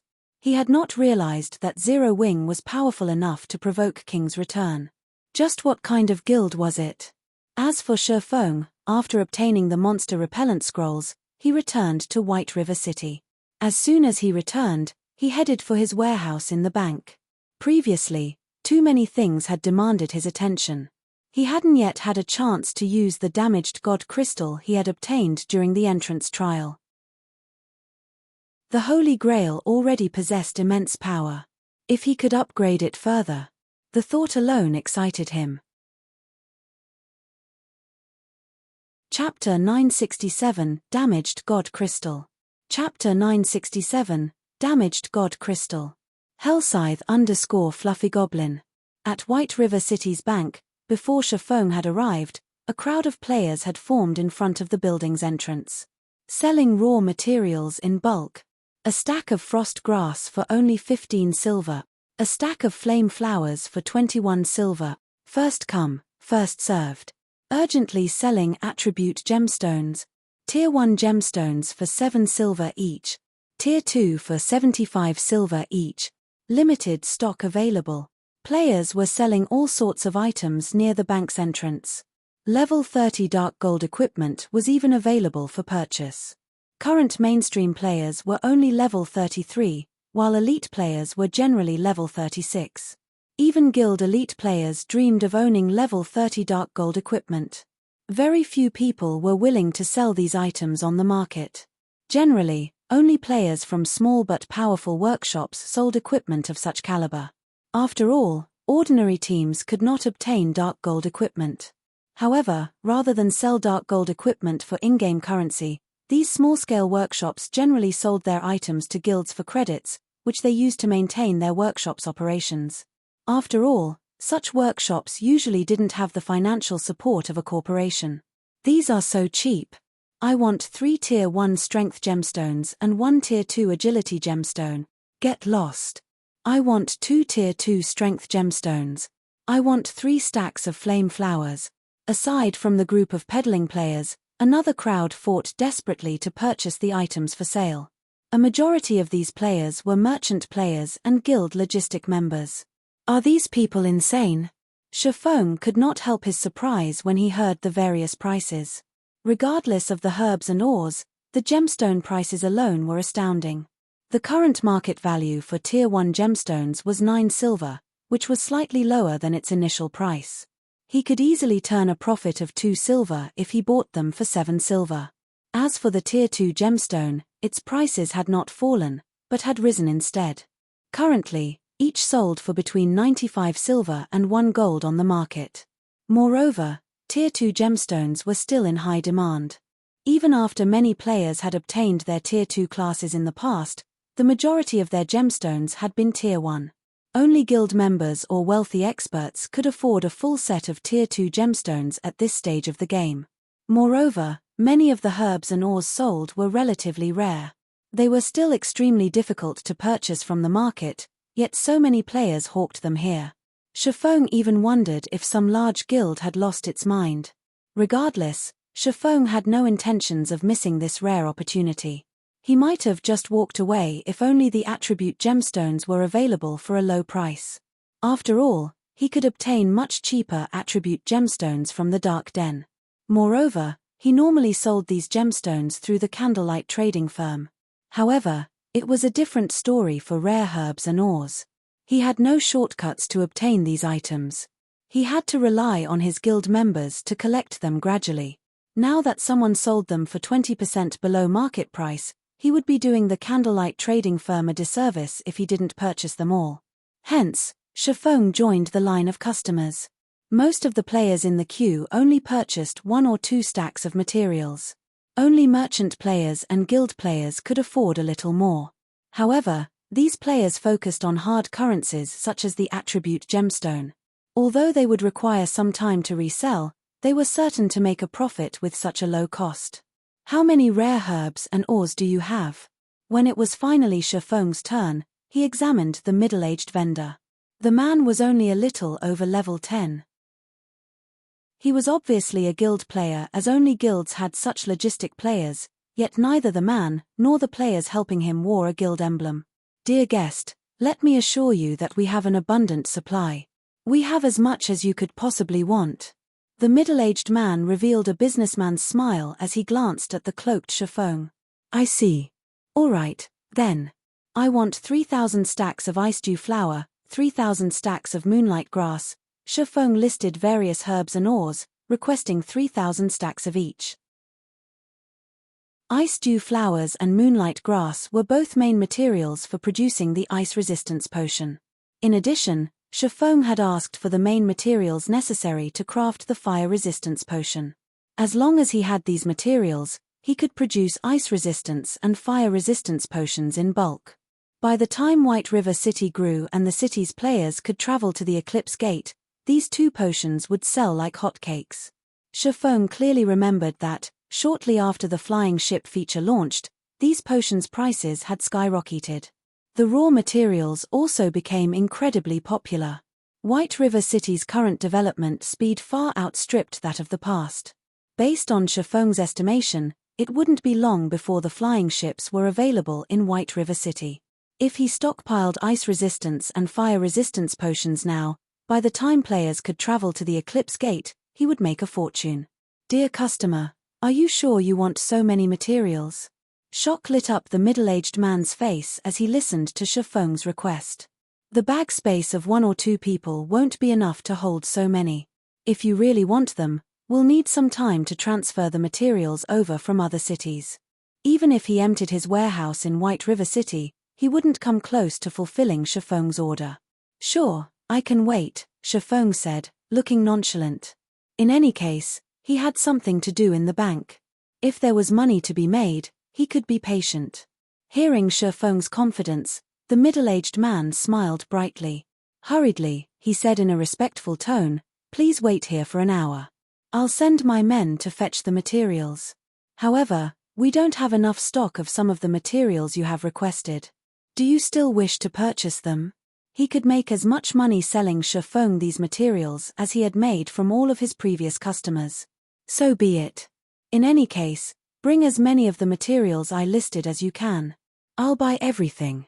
As a precaution, let's sign a contract. I'll return in an hour to find you. If you prepare the items early, you can meet me in the bank's main hall, Shifeng said. He then produced a contract and handed it to the middle-aged man. Please rest assured, I'll have my men bring the materials immediately. After the middle-aged man read through the contract, he signed it without hesitation. He then began to contact his subordinates. As for Shifeng, he entered the bank's main hall. Hello, sir, how may I be of service to you today? The female NPC behind the front counter smiled as she asked Shifeng politely. I want to enter my personal warehouse. Here is the key, Shifeng said. He then passed a bronze key to the female NPC. Please follow me, sir. After the NPC received the key, her attitude towards Shifeng shifted, showing more respect. The key Shifeng had produced was paired to a large private warehouse. This made him one of the bank's VIP guests. No player could steal information about a private warehouse's contents. This was the reason that Shifeng had rented one for himself. Upon arrival, Shifeng carefully opened one of the warehouse's safes. The instant the safe opened, the air in the private warehouse grew heavy as a powerful aura surged from within the safe. The safe contained none other than the legendary ranked Holy Grail. Originally, Shifeng had intended to retrieve the damaged God Crystal from his bag. However, as if this God Crystal had been summoned, it flew from his bag without his involvement. As the God Crystal hovered before Shifeng, it radiated a faint, golden glow. The God Crystal, which should have lost its power, seemed resurrected. It radiated a powerful divine might that prevented Shifeng from moving. Chapter 968, Evolving the Emblem. Chapter 968, Evolving the Emblem. Hellscythe _ Fluffy Goblin. How is this divine might be so powerful? Shifeng could only look at the damaged God Crystal. He could not even move a finger. The powerful divine might could even overpower Tier 5 NPCs. It was hard to imagine that this was merely a damaged God Crystal. Even the complete God Crystal he had previously snatched from a Tier 4 monster had not been as powerful as this. If he weren't in his private warehouse, the God Crystal's divine might be enough to paralyze every player in the bank, causing a commotion in White River City. Although this damaged God Crystal was quite powerful, in front of the Holy Grail, it was a sheep for the slaughter. It could only wait for its death. The Holy Grail then radiated a purple aura that spread throughout the warehouse. This purple aura ate away at the divine might rapidly, and Shifeng's private warehouse was soon void of divine magic. As for the damaged God Crystal, it could barely stay afloat while it struggled desperately against the Holy Grail's aura. Suddenly, the sound of a system notification reached Shifeng's ears. System, do you wish to allow the Holy Grail to absorb the Titan Core? This is a Titan Core. The sudden revelation surprised Shifeng. He used omniscient eyes once more to check the damaged God Crystal. Titan Core, the 10 great saints of Titan's greatest masterpiece. The Titan Core is capable of supplying a near-infinite amount of energy. It originally served as the Titan Fortress's power core. However, it had been heavily damaged during the war between gods. When Shifeng finished reading the description, he was thunderstruck. He had heard of this item before. It could be used to construct a war fortress's power core, which was also the most important component in a war fortress. A war fortress was far more difficult to construct than a city, as it was a machine meant for slaughter. Even Tier 5 NPCs would flee from a war fortress as a single, random strike was enough to end their lives. However, moving a powerful war fortress required an astronomical amount of energy. Hence, one needed a very powerful power source. Among the available materials in God's domain, the Titan Core was the best option. Speaking of war fortresses, Shifeng had seen one in the Physis Canyon. He had also accepted the unique quest Steel Fortress Barusha. He had nearly lost his life attempting to power the Steel Fortress Barusha with the Titan's Heart. However, although the Titan's Heart could also be used as a power core, it was far weaker than the Titan Core. The Titan Core possessed divine might, while the Titan's Heart only possessed power. If the Titan's Heart were powerful enough to threaten Tier 5 classes, the Titan Core was powerful enough to invoke God's fear. Moreover, unlike the Titan Core, the Titan's Heart's energy was limited. Even 100 Titan's Hearts were not as valuable as one Titan Core. Do I absorb it? Shifeng hesitated. To a guild, the Titan Core was leagues more important than a legendary item. Of the many components needed to construct a war fortress, the power core was the most difficult to obtain. In the past, this had caused many headaches for many of God's domain's major powers. Moreover, even if they obtained a power source, they would not mobilize their war fortress due to the immense energy consumption. However, there was no denying a war fortress's extreme power. If a Tier 5 player could defend a town with a player population over 1 million, a war fortress could defend nearly half of a kingdom's territory. Moreover, that was with a limited energy source when it could not be moved casually. Obtaining or producing another power source was immensely difficult. If he could equip a war fortress with the Titan core, the war fortress would have no problems defending an entire kingdom. Even the super guilds in the past had not had such a weapon of mass destruction. Moreover, powering a war fortress was only one of the Titan core's functions. The Titan core could also be used in a player-constructed city to emulate the holy city of Titan. According to legend, 18 Titan cores powered Titan City, granting it infinite energy. In the distant past, a large group of Tier 6 gods had attacked the holy city. In the end, however, these gods had failed. Titan City's dense mana and its floating lifestyle association were due to its endless amount of energy. One could just imagine how precious a Titan core was. If he allowed the Holy Grail to absorb the Titan core now, it would be nigh impossible to obtain another in the future. After all, Titan City's 10 saints were long gone. There was no one around who was capable of producing another Titan core. In the end, after giving it some thought, Shifeng decided to withhold the Titan core from the Holy Grail.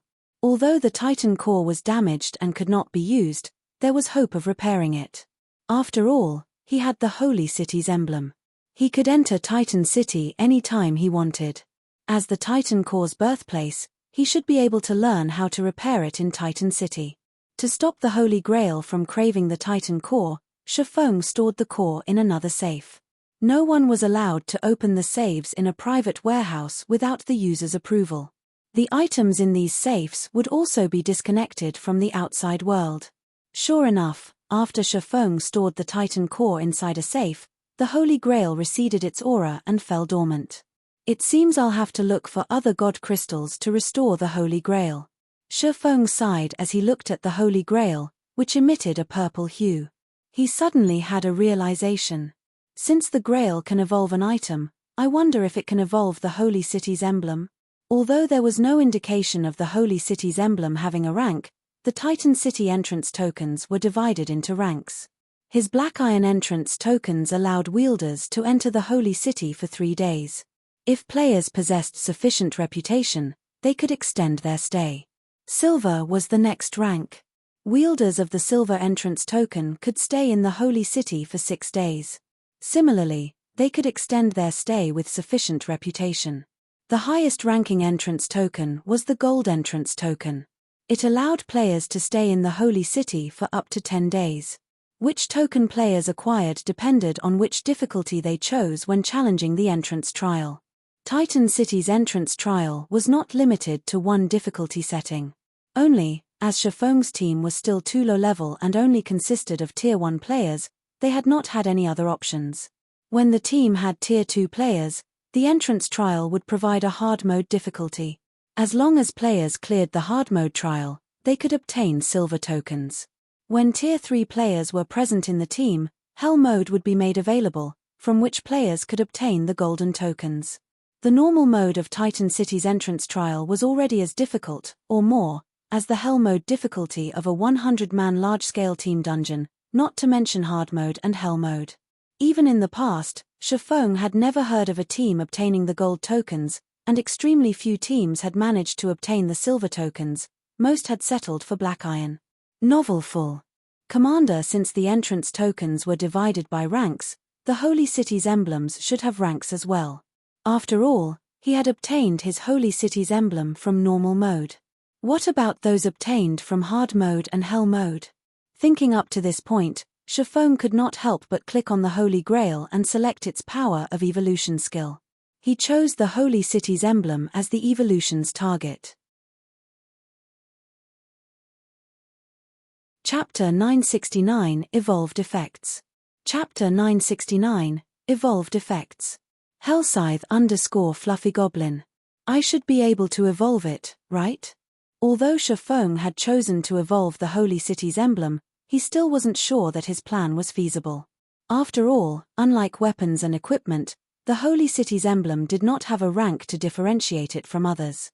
Suddenly, a strand of purple mist flowed from the light blue Holy Grail, gently wrapping around the flashing silver emblem in Shifeng's hand as if scanning it. 3 seconds later, Shifeng heard the sound of a system notification.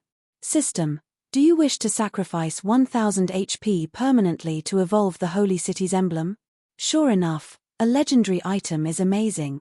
Excitement lit up Shifeng's face. Although losing 1000 HP stung, the return was worth the cost. As long as the evolution succeeded, this item would be far more valuable than an epic item. Shifeng agreed to the evolution. Shifeng's maximum HP then fell by 1000, from 26,300 to 25,300. However, despite the loss, Shifeng's HP was still much higher than Cola's. If Shifeng activated the 7 Luminaries Rings Aura of Earth, he could even become a sturdier MT than Cola. As Shifeng's HP decreased, streams of green liquid flowed from his body and into the Holy Grail. In turn, the Holy Grail radiated a dazzling purple glow that gradually melded with the Holy City's emblem. Suddenly, the emblem radiated a dazzling golden glow that enveloped the warehouse. Was it a success? Shifeng stared at the Holy City's emblem, tension tightening his features. If the evolution were a success, the candlelight trading firm's future would be limitless. While other guilds were expending effort and resources to nurture advanced lifestyle players, he could easily nurture one batch after another, giving the candlelight trading firm a massive advantage over other trading firms. At that time, even if Candlelight lacked shops, it could easily overwhelm its rivals with a large stock of advanced products. If they could nurture a master rank player, they could earn staggering amounts of money. If the evolution failed, though, he would have to wait another 10 days before he could try again. He would also have to sacrifice another 1000 HP. The thought soured Shifeng's mood. However, as depressing as it was, he would gladly sacrifice another 1000 HP.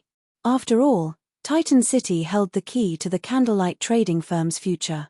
After the golden glow dissipated, the originally silver Holy City's emblem shone a pale gold. Moreover, tiny divine runes had been carved on the emblem, which gathered surrounding mana. It almost seemed like a faint mist had wrapped around the emblem, giving it an aura of mystery. Following which, Shifeng inspected the Holy City's emblem statistics. Holy City's emblem opens a transfer gate to Titan City. A maximum of 20 people may pass through the gate. Each time the wielder of the Holy City's emblem enters the Holy City of Titan, they can extend their stay by up to 2 days. Cooldown, 7 days. After Shifeng finished reading the introduction, he was ecstatic. Although the evolved emblem did not extend a player's stay like the higher-ranked entrance tokens, it now allowed 20 people to enter Titan City rather than 10. Moreover, the wielder could stay in the Holy City 2 days more than everyone else. Now, the Holy City's emblem was practically a permanent residence permit for Shifeng. Generally, ordinary players could only stay in Titan City for 3 days, while Shifeng, as one of the city's honorary citizens, could stay up to 5 days. Including the emblem's new effects, he could extend his stay in the Holy City to 7 days, which was exactly how long the cooldown lasted. With this, even if Shifeng did not raise his reputation, he could stay in Titan City as long as he wanted. Titan City was heavenly for both lifestyle players and combat players. Not bad. With this, I won't have to worry about time constraints when I'm questing in Titan City. Shifeng smiled at the pale gold emblem in his hand.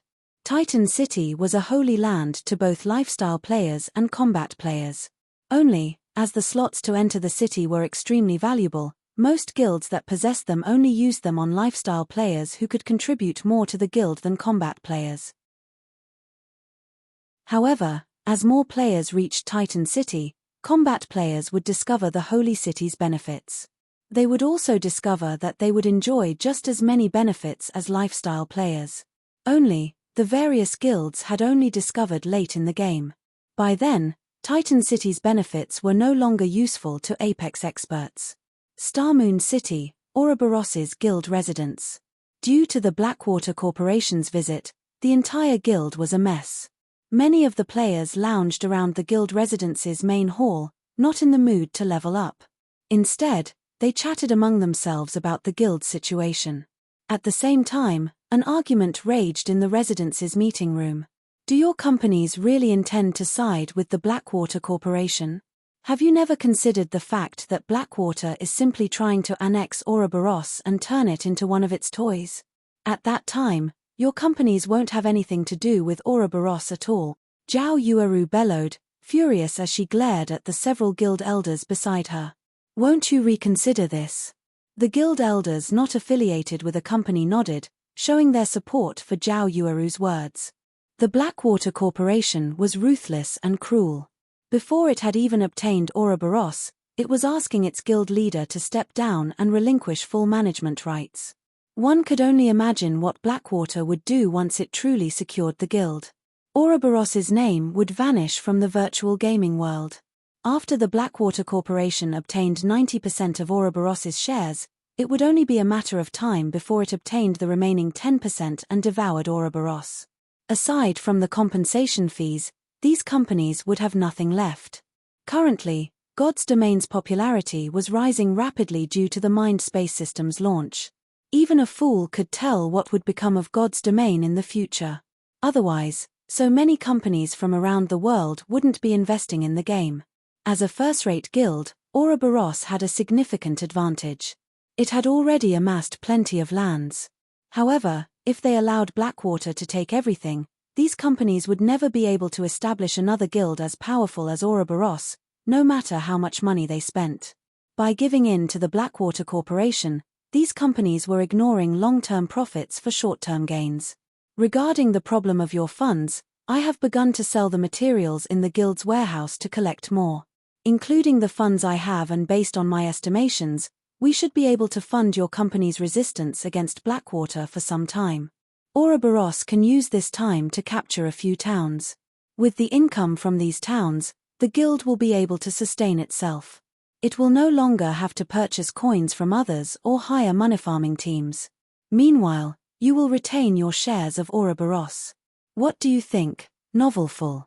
Commander Gentle Snow proposed her plan calmly as she shifted her gaze towards the several elders representing various companies.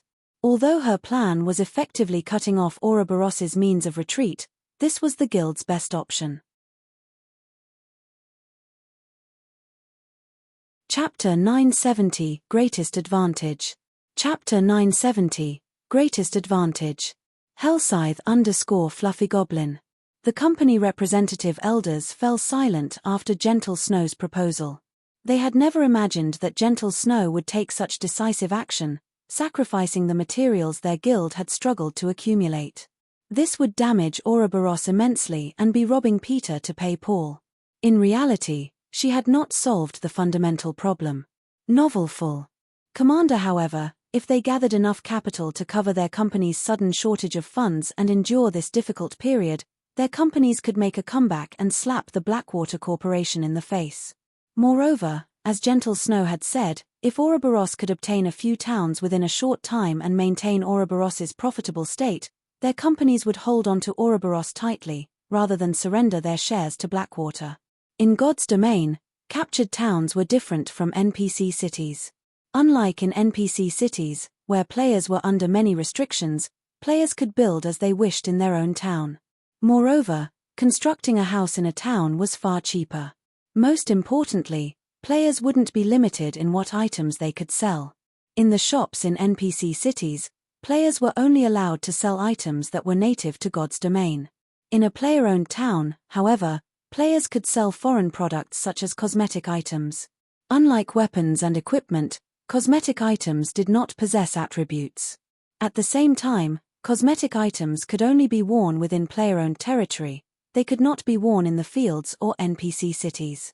Moreover, designing cosmetic items in the game was not an easy task. Although it was not as troublesome and meticulous as weaving, leather making, or forging attributed equipment, and crafting required an advanced lifestyle player's skills, cosmetic items could only be crafted using native materials in God's Domain. As a result, players were required to look for suitable materials to create pleasant-looking cosmetic items, which was not easy. Furthermore, more than one form of currency could be used. In player-owned towns, shops had the option of selling their items for either credits or coins, which was convenient for both players and shops. Take Stone Forest Town for example. As the first town to be captured in Star Moon Kingdom, it had grown considerably. Stone Forest Town's residential player population also increased by the dam. A lack of safety was the only issue as the area was home to high-level monsters. This prevented low-leveled players, who only sought entertainment, from visiting. Even so, many companies eagerly wanted to cooperate with Zero Wing. It was especially true for companies in the clothing industry. They all wanted to drown Zero Wing in credits. However, for some unknown reason, Zero Wing had turned these companies down. Instead, it constructed hotels, smithies, bars, and other establishments. The town was nearly out of space already. Seeing the large numbers of players swarming to Stone Forest Town, many companies had cursed Zero Wing as insane. The guild was ignoring a golden opportunity to earn a fortune. We'll contact our superiors immediately. However, we cannot guarantee that they will be willing to take this risk. The several elders representing companies nodded before logging out of God's domain. Hearing the several elders' answer, the other upper echelons relaxed slightly. Inside Starmoon Kingdom's Divine Colosseum, a large group of players ranging between level 10 and level 20 wandered in and out of Trial Tower. Although these players were not very high-leveled, and their equipment was subpar at best, others were shocked by how many floors they were clearing. Of these players, the weakest among them had even reached the Trial Tower's 6th floor. Brother Wave, the people that young Master Jing sent are incredible. Their improvement speeds are astounding. It won't even be long before they surpass me, a tall level 39 ranger, who sat beside Abandoned Wave, said, smiling bitterly. No matter what was said or done, he was a famous expert in the virtual gaming world.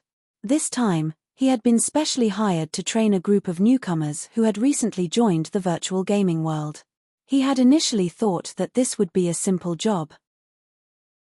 However, the moment he met these newcomers, he sensed the dense killing intent and hostility. Their auras were nothing like an ordinary player's, and he could instantly tell that these experts had been well-tempered in live combat. Among these newcomers, a few even felt stifling. These newcomers had already surpassed him and reached the realm he had always dreamed of. This is all thanks to your guidance. Otherwise, they wouldn't have grasped God's domain's combat basics so quickly. When more newcomers arrive, I'll have to trouble you again. Abandoned Wave was quite satisfied as he watched the new group enter the Trial Tower. As long as he raised these people's levels, it would only be a matter of time before Blackwater took over Starmoon Kingdom. Before he had joined the game, he would never have imagined that combat in God's domain was as realistic as real-world combat. The only differences were players' skills and superhuman physiques. To the Blackwater Corporation, the game's realistic combat was its greatest advantage. After all, Blackwater was a giant in the fighting world. No one had more combat experts or method of nurturing experts than Blackwater. Unlike other companies, which struggled to nurture their own gaming experts in God's domain, it was a simple task for the Blackwater Corporation. Blackwater only needed to assist players in adapting to God's domain's combat style. Suddenly, a bald, robust man rushed up to Abandoned Wave and whispered, "Big Brother Wave, a message has arrived from Ouroboros. It seems that Gentle Snow is trying to use the guild's collected materials to compensate the companies for their missing funds. Moreover, someone in White River City has already agreed to purchase all of Ouroboros's rare herbs and ores. Should we do something to stop her? Ha ha ha. Interesting. It seems that Gentle Snow is good for more than just her pretty face. She is a daring beauty. It makes me somewhat reluctant to let her go." Abandoned Wave could not help but roar with laughter. It's a pity that her efforts are pointless. She doesn't understand Blackwater's power. She doesn't know these companies' true intentions, either. Gentle Snow has a considerable amount of Ouroboros's shares. Even if those companies pressure her, they can't stop her from selling the materials. However, I can't let her have her way. Notify Gale and the others and have them warn the buyer. I don't want Ouroboros to have a raw material shortage when I take control. Understood. After Abandoned Wave finished issuing his instructions, the bald man left the Divine Colosseum. Chapter 971 White River City's Transformation. Chapter 971 White River City's Transformation. Starmoon City, Ouroboros's guild residence. Bursting into the meeting room, the tall, robust berserker Fierce Snake hurried to Gentle Snow's side and quietly reported, "Guild leader, good news. You've been worried that we wouldn't be able to sell the materials fast enough, right? A while ago, we found someone willing to purchase all of our rare herbs and ores. Moreover, the attribute gemstones sales in the various major cities are going quite well. We'll collect the necessary funds in no time." "All right." Gentle Snow's expression, which had been tense until now, finally relaxed. "Assemble the materials in the various warehouses immediately. Selling all of the materials Ouroboros had, even at 80% market value, in such a short time would be a daunting task. After all, there was a limit to how much the market could digest. If they could not gather the required funds in time, her proposal would have been nothing but talk. Now that someone wanted to spend the coins to purchase their stock, they had helped her considerably. When Gentle Snow finished instructing Fierce Snake, the several company representative elders came back online. "How did you manage to get an answer so quickly?" Gentle Snow felt something off when she saw the several elders. Such an important decision wasn't easy to make. At the very least, these companies would have had to hold an emergency meeting with their directors before making a decision, yet these elders had only been gone for less than 10 minutes. "Have you decided to submit to Blackwater in the end?" Gentle Snow's expression darkened. She had only recently chased away Cao Chenhua after much difficulty and snatched back control of the guild, which had originally belonged to her elder brother. She had never expected several of Ouroboros's investors to abandon them just as she was starting to push the guild onto the right track. With just her family's company, she could not stand against these major companies when they worked together. Update by Novelful. Commander Guild Leader Snow, please understand that this is a world where the strong eat the weak. Our companies simply cannot stand against the Blackwater Corporation. Please prepare to hand over the position of Ouroboros's guild leader. We also hope that you will support the new guild leader. As for the White Clan Group's shares, we will buy them back in 3 days. After the company representative elders gave their answer, they sighed powerlessly as they logged out of the game. Although they were only the representatives of their respective companies, they knew that their companies had already signed a private agreement with the Blackwater Corporation. They no longer intended to play with the White Clan Group as they had found a new playmate. Despicable. How could they do something like this? We were blind to think we actually accepted these companies' investments in the guild. The dozen or so elders, who had fought long and hard with Ouroboros, started to bash the investors. To them, Ouroboros was their home. They had worked for Ouroboros for over 20 years. Now that someone else was taking over their guild, why wouldn't they be angry? Snow, Zhao Yueru didn't know how to console her friend. The White Clan Group had made its fortune in the virtual gaming world. It had established Ouroboros and gradually developed the guild, taking over a dozen years to elevate it from a third-rate guild to a first-rate guild. Afterward, Ouroboros had dominated over a dozen virtual reality games, yet now it was crumbling in Gentle Snow's hands. Zhao Yueru did not know what to say. "I'm fine." Gentle Snow waved her hand. However, she was extremely pale. After a few minutes of silence, she took a deep breath and said, "Those companies and the Blackwater Corporation are underestimating me. Since Ouroboros cannot be salvaged, the White Clan Group will start a new Ouroboros." Although the investing companies had secured Ouroboros's management, and thus, the guild's shops, gaming experts were the true key to a guild's power. Due to Cao Chenghua's mutiny, the White Clan Group controlled Ouroboros's god-slaying army. It did not belong to the guild. As a preventive measure against Cao Chenghua, Gentle Snow had purchased over a dozen plots of land in Starmoon City and several other high-population cities under her name. However, she hadn't expected those preventative measures to come into play now. "Fierce, you don't have to deliver the goods anymore. I'll meet with the buyer personally," Gentle Snow said. Although the Blackwater Corporation now owned Ouroboros, she was still the guild leader. She also possessed a significant portion of the guild's shares, so she still had the authority to transfer a considerable amount of resources. Since she was going to leave Ouroboros, she needed to take some things with her. She wouldn't allow Blackwater to get its hands on the resources under the White Clan Group's management. Although she couldn't transfer the guild's resources in bulk, coins were much easier to move. Moreover, upstart guilds lacked money the most. With the money from selling the materials, she could easily build a sturdy foundation for her new guild. Following which, Gentle Snow left the meeting room. At the same time, Zhao Yueru began to mobilize the god-slaying army and other guild members. When the time came, she would take as many people with her as possible. Although they could not leave Ouroboros an empty husk, they could at least cause the Blackwater Corporation to pop a vein or two when it took over the guild's management. In front of White River City's bank. Guild leader, the buyer is inside the bank. The middle-aged man, who sold items in front of the bank, rushed up to greet Gentle Snow when she arrived. On her way to the bank, Gentle Snow was greatly surprised by White River City's atmosphere. Despite Starmoon City being the kingdom's capital, the vibe in White River City felt as if should be the capital instead. As she traveled through the city, she saw many teams from various first-rate guilds.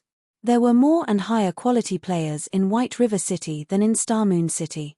She had even seen a few players riding through the city atop mounts. One wouldn't see this in Starmoon City, yet it seemed that White River City's players were already used to these sights. One would even be hard-pressed to find such happenings in imperial capitals. When Gentle Snow entered the bank, the middle-aged man guided her to a corner of the main hall. Shifeng sat there alone, a black cloak covering his body. However, even though Gentle Snow could not see Shifeng's appearance, this man felt familiar. Gentle Snow? Why is she here? Is Ouroboros the guild selling the materials? Shifeng was somewhat surprised when he saw Gentle Snow walking towards him. Could something big have happened to the guild? With Ouroboros's financial strength, the guild shouldn't need to do something so damaging to gather funds. As Gentle Snow stopped before Shifeng and the middle-aged man was about to introduce her, 6 tall, burly men radiating hostility cut past Gentle Snow's group and surrounded Shifeng.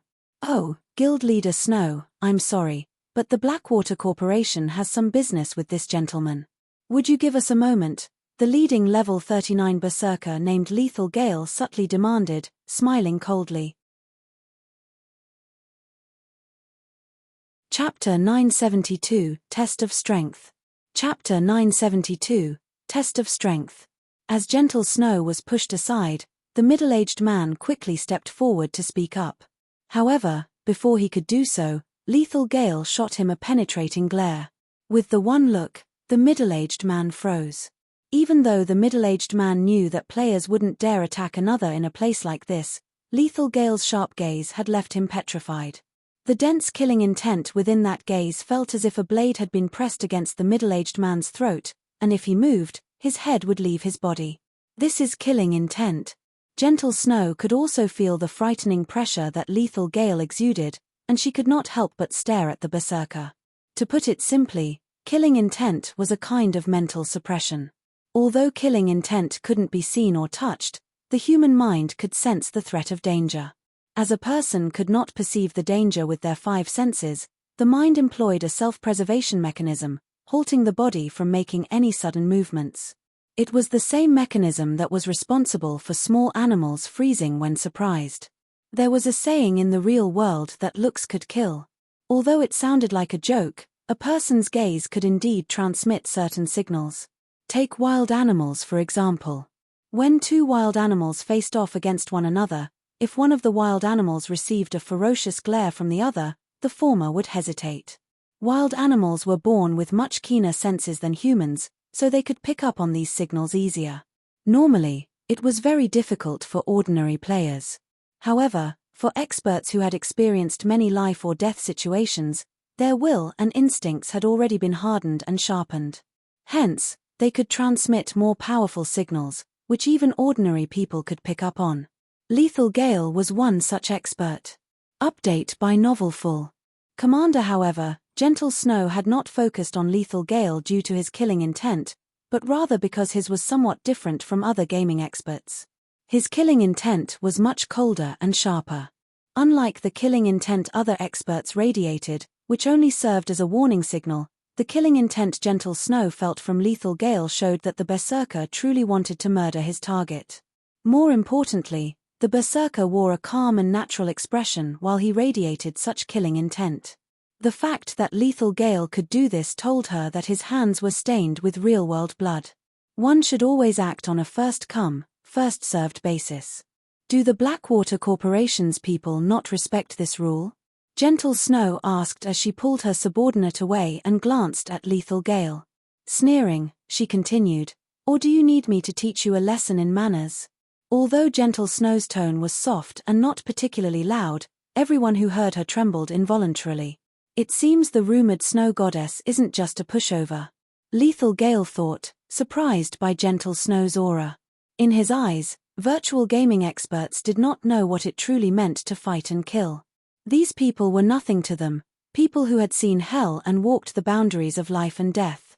However, the aura Gentle Snow radiated showed that she was not one bit weaker than him. He had not expected this revelation. "Sure. Since guild leader Snow made the offer, I'm interested to see just how tough you really are. If you can defeat me, my men and I will leave. If I win, however, you will have to wait for us to finish our chat with this gentleman." Although Gentle Snow's aura had surprised him, that was all. In an actual fight, one could only rely on their own skill. He refused to believe that his skills, which he had honed in true battle, would lose to someone like Gentle Snow, was all style and no substance.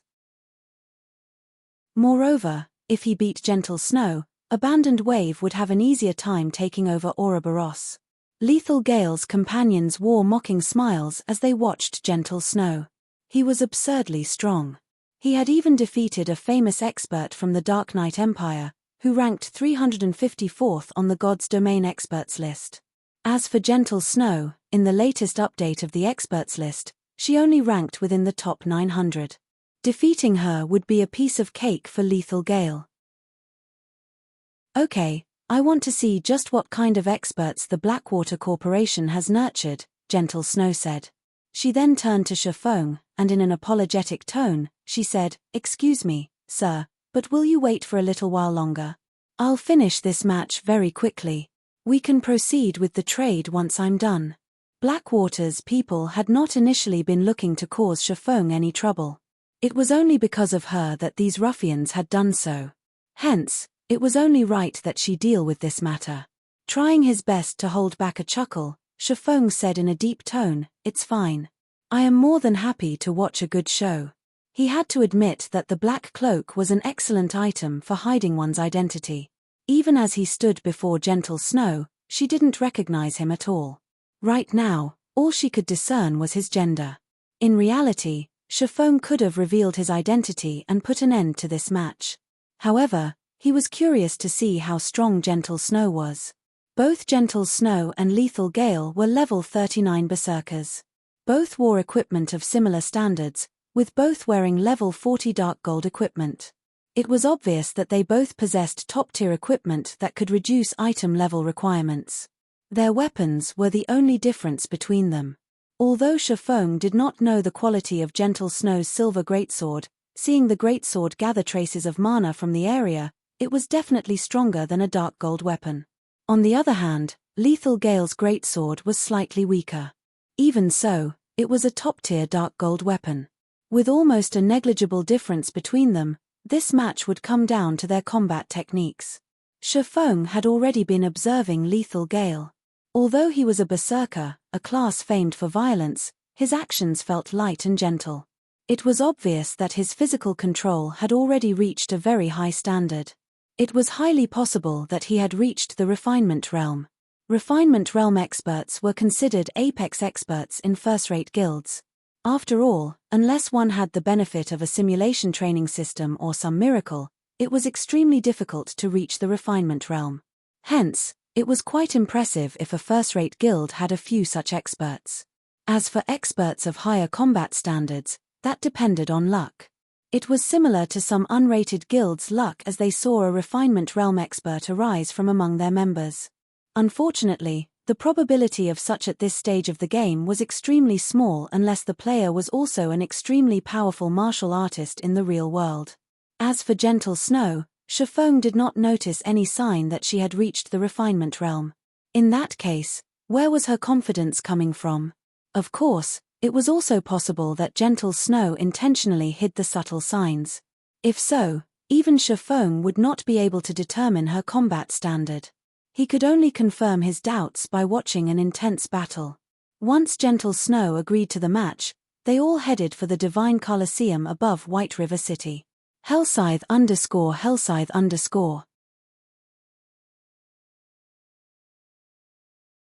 Chapter 973 Match of the Century. Chapter 973 Match of the Century. Hellscythe_Fluffy Goblin. Inside the Divine Colosseum, players came and went. It was even more lively than White River City's auction house.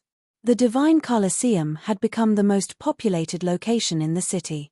Sitting along the rest bar, many players chatted as they watched battle videos on the screens hovering in the main hall. The drinks here are awesome. It's a pity that they're so expensive. Unlike everywhere else, where we can pay with copper and silver coins, can only buy drinks here with magic crystals or the points we accumulated in the Divine Battlefield. Each bottle costs 100 points. I need to win at least 3 team battles to earn that many. I'll never afford more drinks at this rate. That's nothing. A few days ago, someone spent 3,000 battle points to buy 1 bottle of Icefire Spirit. I heard that not only is it calming, but its effects last for 5 hours.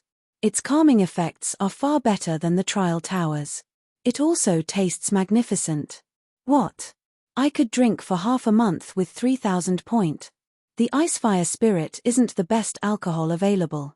I heard that if one reached the Trial Tower's 8th floor, they can purchase the Witch's Tear. One costs 5,000 points. Some time ago, I heard that a player from another kingdom bought one. I wonder what it tastes like. Stop dreaming. Only God's Domain's Apex experts can reach the 8th floor. Getting past the 4th floor is difficult enough for us, much less the 8th floor. As the Divine Colosseum became a larger factor in players' lives, players grew stronger. Players also used the Trial Tower's results as a way to judge someone's true abilities. As for tycoons who used their equipment to suppress others, they weren't experts, just rich. Hence, guilds and independent teams now recruited members using the Trial Tower's results as a benchmark. Players who could reach the 5th floor were considered ordinary experts. Players who reached the 6th floor, even in a large guild, were experts of the next level. Players who could reach the 7th floor were of the more powerful experts, even in first-rate guilds. As for those who managed to reach the second half of the 7th floor, they were top-ranking experts in a first-rate guild. One would be hard-pressed to find players in a first-rate guild who could reach the 8th floor. While the players in the main hall chatted amongst themselves, Lethal Gale and the others, who had just arrived, immediately attracted everyone's attention. People in their way moved aside as they felt these players' shocking aura. Shortly after, however, everyone noticed Gentle Snow. Her saint-like beauty even enthralled a few new players. That beauty is hot. Damn, is this your first day playing a virtual reality game? You don't even know about the Snow Goddess. She is the guild leader of the first-rate guild Ouroboros. Be careful with what you say. I heard that many wealthy young masters have tried to harass her in the past. In the end, these people had been killed to level 0 and forced to delete their accounts and start all over. Hearing the veteran player's story, the players new to White River City shut their mouths immediately. To them, even joining a third-rate guild would earn them bragging rights among their friends for days. They looked up to players in first-rate guilds. They were also aware of the massive differences between third-rate and first-rate guilds. In the current God's Domain, unrated guilds were forced to develop in smaller NPC towns. There was no place for a small guild in a city. Only those acknowledged as third-rate guilds barely survived in NPC cities. Meanwhile, first-rate guilds ruled over several, or even over a dozen, major cities.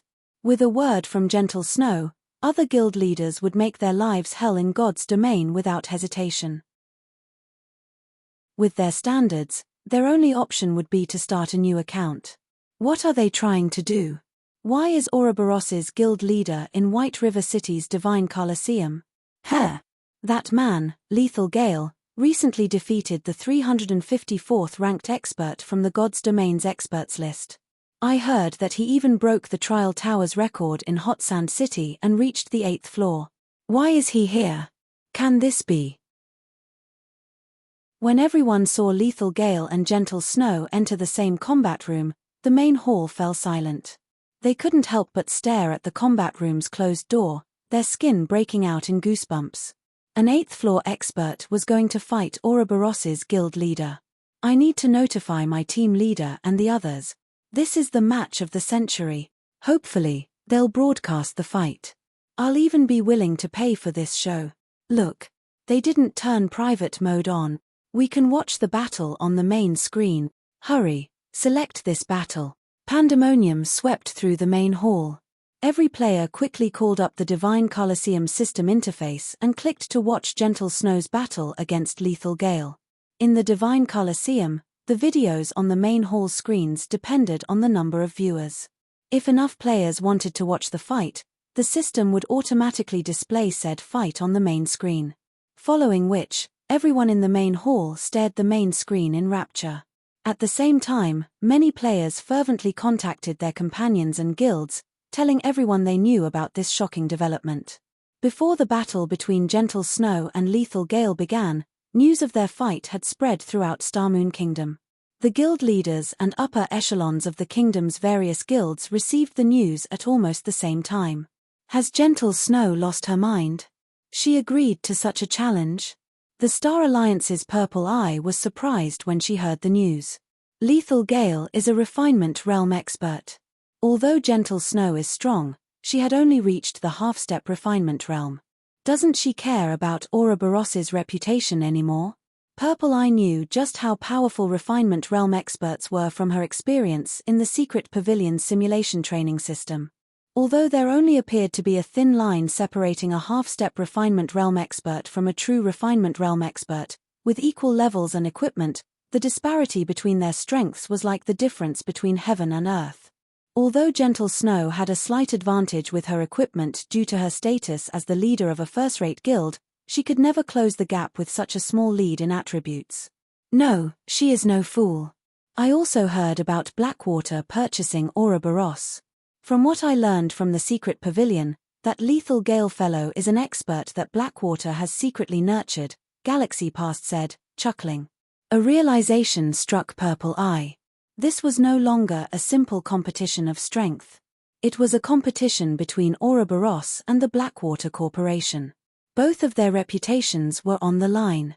Purple, notify our people in White River City immediately and have them record the battle. We must not miss this opportunity, Galaxy Past commanded. Other guilds also burst into action. Gentle Snow and Lethal Gale's battle had attracted the attention of Starmoon Kingdom's various large guilds. Chapter 974 War Goddess. Chapter 974 War Goddess.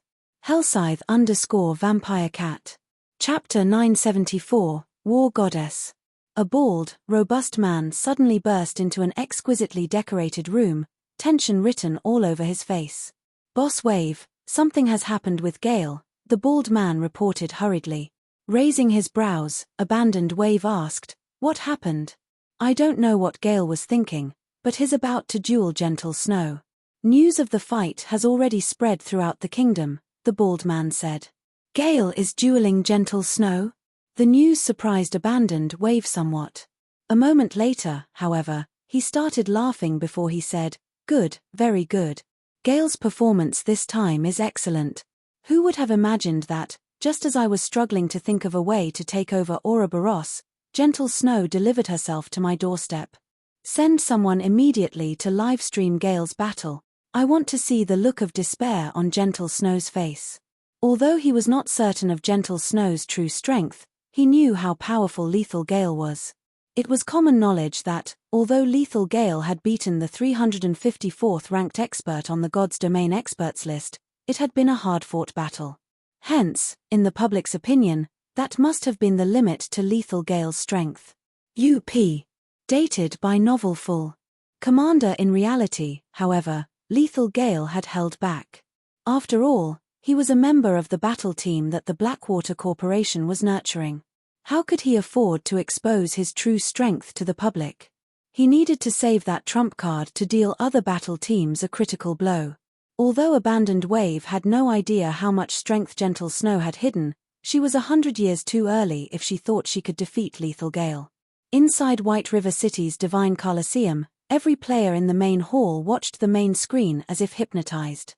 It's finally starting. Sitting at a corner of the rest bar, Shafong looked at the timer displayed on the screen, his heart thumping with anticipation. In the past, the strength Gentle Snow displayed during the early stages of the game had been extremely frightening.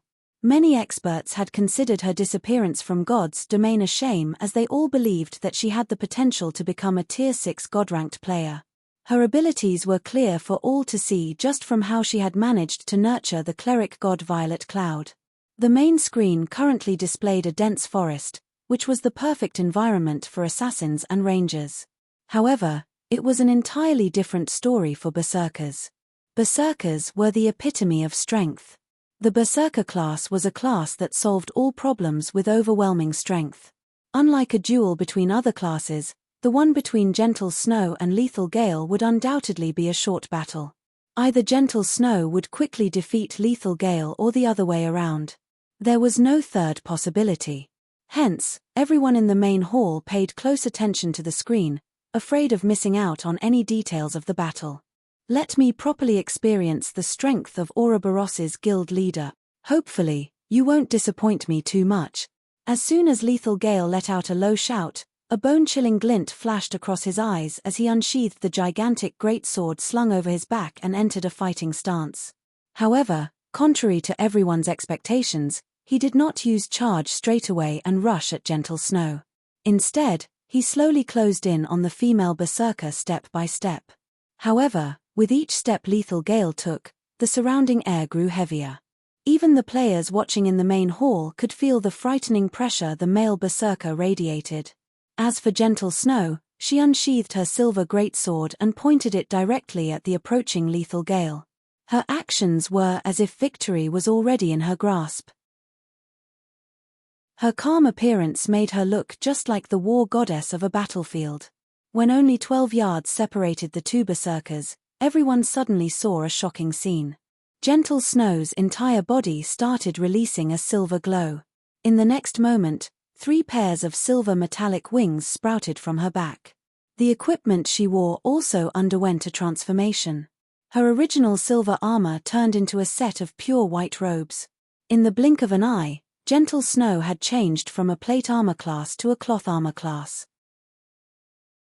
This sudden development made it seem as if an angel had suddenly descended onto the battlefield. In the next moment, golden divine runes manifested on her robes and even on her unblemished cheeks, adding a few hints of holiness to the war goddess. Meanwhile, the silver greatsword in her hands had also transformed into 2 thin, sharp blades. Golden arcs of electricity were faintly visible, wrapping around the blades of the one-handed swords. Before anyone even reacted, Gentle Snow dashed straight towards Lethal Gale. What? What just happened? Is she really a berserker? Gentle Snow's sudden transfiguration riveted everyone in the main hall. None of them had expected her to undergo such a change. She's so fast. At this moment, even Shafong was surprised. He had never imagined that Gentle Snow had hidden her strength so deeply. Gentle Snow's current speed was already above his. Watching through the large screen, everyone only saw Gentle Snow leaving behind an afterimage in her original position before appearing right before Lethal Gale. Ha! Come! Lethal Gale laughed as he activated his berserk skill, beastification, his skin suddenly turning a deep red. Both his strength and speed also soared. Immediately, he sent a cross slash at Gentle Snow. In response, Gentle Snow swung the sword in her right hand, the blade transforming into an arc of light as it struck at Lethal Gale's greatsword. What a fool. Gale has already activated beastification. Although the skill's duration is very short, it increases his strength attribute by 120%. In addition, cross slash is a tier 1 surekill skill. Even great lords won't be able to block this attack, yet Gentle Snow actually dares to receive it directly. Could she have abandoned herself to despair because of losing Ouroboros? Abandoned Wave's lips curled into a smile as he watched Gentle Snow's actions. He could already see the scene of Lethal Gale heavily injuring the female berserker. Has Gentle Snow really lost her mind? She actually made such a rash counter. Purple Eye looked at Gentle Snow with eyes filled with worry. Gentle Snow was a rival of hers. She did not wish to see her losing to anyone but herself. At this moment, Purple Eye was wondering whether Gentle Snow truly understood just how powerful a refinement realm expert, who had activated a berserk skill, was. As for Shifeng, he simply chuckled at this scene. Among everyone present in the Divine Colosseum, most likely nobody aside from himself knew what kind of state Gentle Snow was in at present. If one were to say that Lethal Gale was in a berserk mode right now, then the current Gentle Snow was in a twofold berserk mode. The reason for Gentle Snow's transfiguration was her obtaining the Holy Warrior class, one of the 5 great legacies of Star Moon Kingdom. The 5 great legacies of Star Moon Kingdom. Not to mention completing them, just being able to accept the quest for these legacies showed that one was a favored child of the main god system. In the past, only Gentle Snow in the entire Star Moon Kingdom had managed to complete this quest. Shifeng had never imagined that she would actually succeed in class changing into a holy warrior ahead of time. The 5 great legacies were all peak legacies. The legacy skills that Gentle Snow learned were naturally extraordinary. At this moment, the skill that Gentle Snow had used was one unique to the Holy Warrior class, the Legacy Berserk skill Starlight Saint. Not only did the skill increase her attributes significantly, but it also altered the external appearances of her weapons and equipment at the same time. Currently, although it might seem as though Gentle Snow was equipped in cloth armor, in reality, it was holy armor. The soft, white robes she was wearing were tougher than even adamantite. The defensive capabilities of those robes far surpassed those of plate armor. Chapter 975, Taboo Skill Life Return. Chapter 975, Taboo Skill Life Return. Hellscythe_Vampire Cat. Chapter 975, Taboo Skill Life Return. Although twofold Berserk could give players the strength to combat existences of a higher tier, it also had a glaring weakness. Legacy Berserk skills all shared the same problem. And that was the side effect. Unlike ordinary Berserk skills, all Legacy Berserk skills would place its user into a weakened state once their durations ended. Moreover, the duration of twofold Berserk was very short. Even Shifeng, who possessed one of the 10 Great Saint legacies, could maintain it for only 20 seconds. Once twofold Berserk ended, he would fall into a weakened state for several hours. However, it was also precisely because of such a drawback that the system allowed the use of twofold Berserk. Based on Shifeng's estimates, Gentle Snow's Starlight Saint should have a shorter duration than his Blade Liberation. If she could not finish off Lethal Gale within this period, once her Berserk skill ended, she would lose without a doubt. One could say that Gentle Snow was taking a gamble. Boom! The collision of the two weapons created a shockwave. The ground under both fighters instantly collapsed as the clear sound of metal clashing against metal echoed throughout the surrounding forest. Peng! Half a second later, Lethal Blade's entire person went flying out of the crater, his body breaking several large trees before slamming heavily into the ground. His HP instantly decreased by over -1,800 as well. The difference in strength between both sides was clear for all to see. Flew. He flew. How is she so strong? Is this the guild leader of Ouroboros? This scene staggered everyone inside the main hall. The players who had previously entertained unscrupulous thoughts about Gentle Snow now had shivers running down their backs. Lethal Gale, who had defeated the 354th ranker on the God's Domain experts list, actually got sent flying with a single hit. If it were them in the male berserker's place, they would have gotten killed instantly by Gentle Snow's lightning-quick attack. Gentle Snow. Abandoned Wave's countenance turned grim when he saw Lethal Gale repulsed. To him, Lethal Gale losing in a contest of strength even after activating beastification was simply inconceivable. This was equivalent to Gentle Snow sending a great lord of the same level flying. How is her strength so high? After standing back up, Lethal Gale looked at the rapidly approaching war goddess in shock. After activating beastification, his strength attribute could already rival that of a great lord of the same level. Coupling it with his cross slash, even a great lord would be pushed back, not to mention a player. Despite that, gentle snow had managed to send him flying with a single strike without using any skills. His mind just could not figure out how this was possible. However, Lethal Gale did not have the luxury of pondering this. If he did not cope with gentle snow's next attack properly, he might very well lose directly. In a flash, gentle snow appeared before Lethal Gale once again. This time, he no longer dared to clash weapons with the female berserker. Instead, he chose to take a large step backwards before defending himself with his great sword. Peng! Lethal Gale was forced back once more. This time, however, he only received -400 damage or so. Moreover, the impact of the attack allowed him to pull away from gentle snow. Suddenly, a cat-and-mouse game commenced on the battlefield. Every time the two fighters clashed, Lethal Gale would manage to buy himself some time by sacrificing a small amount of HP. Lethal Gale was no fool. He knew that gentle snow's current equipment was only slightly better than his. The fact that there was still such a huge disparity between them pointed to just one thing: a difference in skills. God's domain was fair in all things. Such a powerful skill definitely could not have a very long duration. Hence, all he needed to do right now was drag out the battle. If he managed to last until gentle snow's skill ended, victory would be his. He could tell that gentle snow had yet to reach the refinement realm and was only at the half-step refinement realm. She did not possess perfect control over her own body. Moreover, she was clearly not used to this sudden increase in power, since she would expose plenty of weaknesses when she attacked. This was the reason why he could deflect the trajectory of her attacks, dampening the collision of the attacks significantly and taking only a small amount of damage each time. This Lethal Gale fellow really is something. Shifeng was slightly surprised when he looked at Lethal Gale successfully deflecting gentle snow's attacks one after another. Rather than the refinement realm, the combat standard the male berserker was displaying right now already approached the flowing water realm. One could say that he had reached the half-step flowing water realm.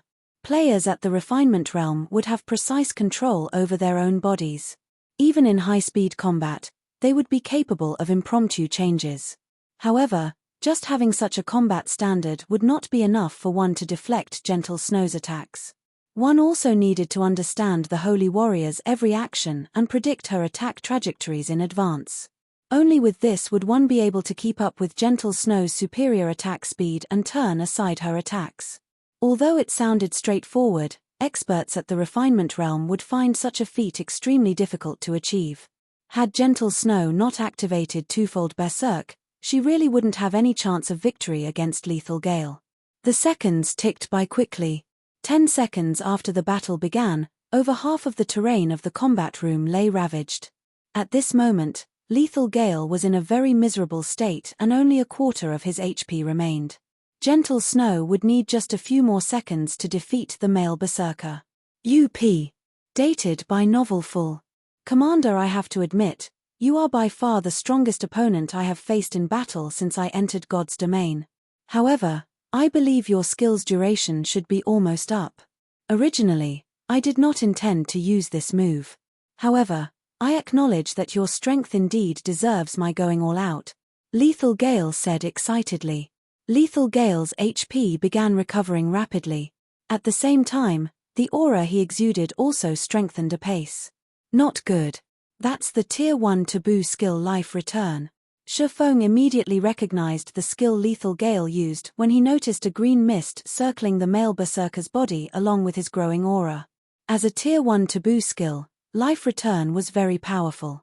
When activated, the skill completely recovered its user's HP within a short period. Moreover, the more HP the user lost previously, the more bonus strength and agility attributes the user would gain, up to a maximum of 600 strength and 600 agility. 600 strength was practically equal to the total strength of a well-equipped level 40 berserker. With such a massive increase in strength, even if Lethal Gale's strength attribute was still not a match for Gentle Snow's, there would no longer be such a great disparity as before. With Lethal Gale's standards, it would be enough for him to defeat Gentle Snow. To make matters worse, Gentle Snow's twofold berserk was already nearing its end. Ha ha ha. Gentle Snow, I admit that you are amazing. Unfortunately, You chose the wrong opponent to go up against. Abandoned Wave could not help but guffaw when he saw the gloomy expression on Gentle Snow's face. Although Lethal Blade had used his final trump card, which would probably impact his future performance in the Dark Arena, being able to thoroughly defeat Gentle Snow now was also a good thing. Immediately, Lethal Gale used Charge and took the initiative to dash towards Gentle Snow. Chapter 976, Sudden Kill. Chapter 976, Sudden Kill. Hellscythe _ Vampire Cat. Chapter 976, Sudden Kill. After using the Taboo skill, Lethal Gale's attributes and speed both increased by a large margin. With the inclusion of the speed boost from Charge, everyone only saw the male berserker leaving behind an afterimage as he crossed over a dozen yards and arrived before Gentle Snow instantly. Die! Lethal Gale shouted, a bloodthirsty glint flashing across his eyes. Without even waiting for the fainted effect of his charge to settle in, he raised his greatsword and used Beheaded. Although he took less than a breath's time to complete this entire process, Gentle Snow still managed to activate a control removal skill and counter the male berserker's attack with Chop. Boom! Dazzling sparks flew as the clangor of metal resounded throughout the entire forest. Unlike before, however, Lethal Gale was not sent airborne this time. Instead, he had to retreat just a single step. The impact of the collision also cost him only around 100 HP. To Lethal Gale, who had recovered back to full HP, this loss was barely a scratch. Although his attack had failed to finish off Gentle Snow, Lethal Gale did not mind one little bit. He had long since figured out how powerful Gentle Snow's current attributes were. This first attack of his was merely to gauge how much of a difference there remained between their strength attributes. In a quick follow-up to his attack, Lethal Gale's body flashed, then he appeared beside Gentle Snow and abruptly swung his greatsword upwards, the massive weapon slashing straight at her blind spot. U.P. Dated by Novel Full. Commander. As Gentle Snow was still unaccustomed to her greater strength, the clash with Lethal Gale had thrown her stance off. Hence, her defense was full of holes right now. Had Gentle Snow reached the refinement realm, even with the suddenness of the increase in strength, she would have been able to control it skillfully. Unfortunately, that was not the case. Lethal Gale's greatsword suddenly split into 4 afterimages, each one striking at one of Gentle Snow's weak points. Caught off guard, Gentle Snow no longer had the time to adjust her stance to defend against Lethal Gale's attacks. In the end, she forcefully used Whirlwind Slash. In the next moment, a silver whirlwind suddenly formed around her. When the 4 afterimages of Lethal Gale's greatsword collided against the silver whirlwind, they immediately got dispelled into nothingness. Meanwhile, Lethal Gale himself had to take a step back, giving Gentle Snow a chance to catch a breather. What a terrifying expert! After Gentle Snow retreated to a safe distance, she could not help breaking out in a cold sweat when she thought back to Lethal Gale's previous attack. The difference between their combat standards was clear for all to see. Despite her advantage in strength, Lethal Gale always managed to maintain his stance after receiving her attacks. Moreover, even after his attributes had increased significantly, he was still able to receive all her attacks without fail, as well as launch attacks from various positions. On the other hand, it was taking her all just to handle her sudden increase in strength, which made it very difficult to maintain her stance after a direct clash. Unlike ordinary computer games, fights in virtual reality games were no different from fights in the real world. In many cases, an attack that one could easily block while in a proper stance would become very difficult to handle if one lost their stance. This was true even with a very normal attack. Fights between experts were all high-speed battles. Deciding the outcome took only an instant. Losing one's stance in battle was a fatal matter. Although Gentle Snow had repelled Lethal Gale, the latter had no intention of letting up on his attacks. He immediately charged at her once more and let loose a barrage of violent strikes. In the main hall, all anyone could see between the clashes of Gentle Snow's one-handed swords and Lethal Gale's greatsword were afterimages. Is this a battle between true experts? For a time, the players in the main hall even stopped blinking, afraid that they would miss out on the moment where victory and defeat were decided. If it were any other player going up against either of the two fighters right now, most likely, they would have already fallen numerous times to either Gentle Snow's or Lethal Gale's attacks before they could even react. Inside the combat room, although Gentle Snow seemed to hold the advantage in both speed and strength, in reality, she was actually at a disadvantage. In order to maintain her combat stance, Gentle Snow kept having to retreat. Otherwise, she would create an opening that Lethal Gale could exploit. The seconds ticked by slowly. When Lethal Gale noticed the 3 pairs of silver metallic wings behind Gentle Snow starting to fade away, one after another, a triumphant smile appeared on his face. At this moment, he could sense that her strength and speed were both starting to wane. Will I be able to make it? Gentle Snow looked at the last remaining pair of wings on her back. The outcome of this battle was already plenty obvious. With Lethal Gale's combat techniques, even if she did not enter a weakened state after Starlight Saint ended, she would still end up losing the battle. However, she was not willing to simply give up. From the moment Lethal Gale activated the Tier 1 Taboo skill Life Return, she already knew just how powerful the Berserker was. The only reason she had fought desperately up until this point was for this final strike. When the 3 pairs of metallic wings generated by Starlight Saint started disappearing, it was not a warning to the user that their bonus attributes were about to expire. Instead, the moment all 3 pairs of wings disappeared, the skill would at last display its true power, releasing its final brilliance. However, this final power only lasted for one attack. If Lethal Gale managed to deflect or dodge her attack, her fate would be sealed. Hence, if Gentle Snow wanted to win, she needed to stay calm like never before. She needed far more precise control over her own body. She also had to push her mental concentration to its very limits.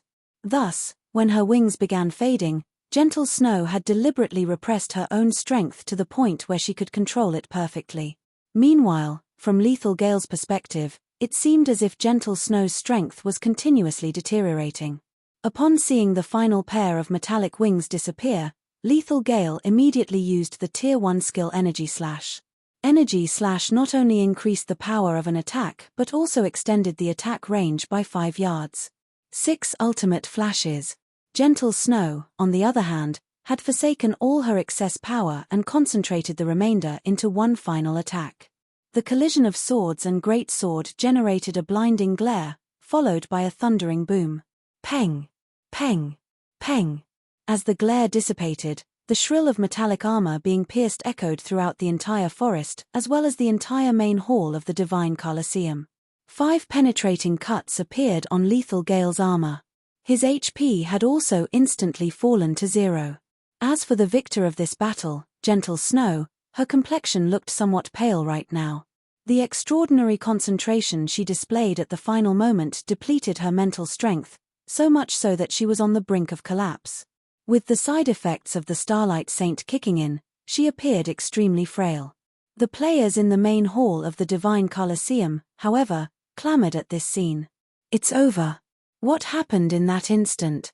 I didn't even manage to see anything. Gentle Snow won, just like that. This is a lie, right? All hail the goddess. Everyone simply could not figure out what had happened in that final moment. Lethal Gale clearly had the upper hand just then and was about to finish her off, yet such a shocking reversal had actually taken place. The tables had turned so suddenly that even Lethal Gale himself did not know how she had defeated him. With the end of the duel, Gentle Snow and Lethal Gale both walked out of the combat room. Due to their previous agreement, even if Lethal Gale was reluctant, he no longer had the face to look for trouble with Chiffon at the moment. He could only watch as Gentle Snow slowly walked over to Chiffon. Defeated. Gale was actually defeated. He even lost while every guild in Starmoon Kingdom was watching. When Abandoned Wave saw the outcome of the match, he threw the bottle of Witch's Tear, which was worth 5,000 battle points, to the floor. Immediately notify Gale and the others. Since they've embarrassed the Blackwater Corporation, they need to make up for their actions. Have them think of a way to get rid of Gentle Snow within White River City. Currently, Gentle Snow's complexion was pale, and she looked extremely weak. She was clearly suffering the backlash of using that powerful skill from before. With her in such a weak state, even with the deterrence of the city guards, killing her would be child's play for Lethal Gale's party of 6. As long as the Blackwater Corporation killed Gentle Snow inside White River City, they would be able to regain the reputation they lost before in one fell swoop. As for Lethal Gale's party members getting jailed by the NPC guards, that was irrelevant to Abandoned Wave. Understood. Lethal Gale accepted to the instructions he received without hesitation. A cold glint flashed across his eyes as he shifted his gaze towards Shafong and Gentle Snow, who were chatting with each other.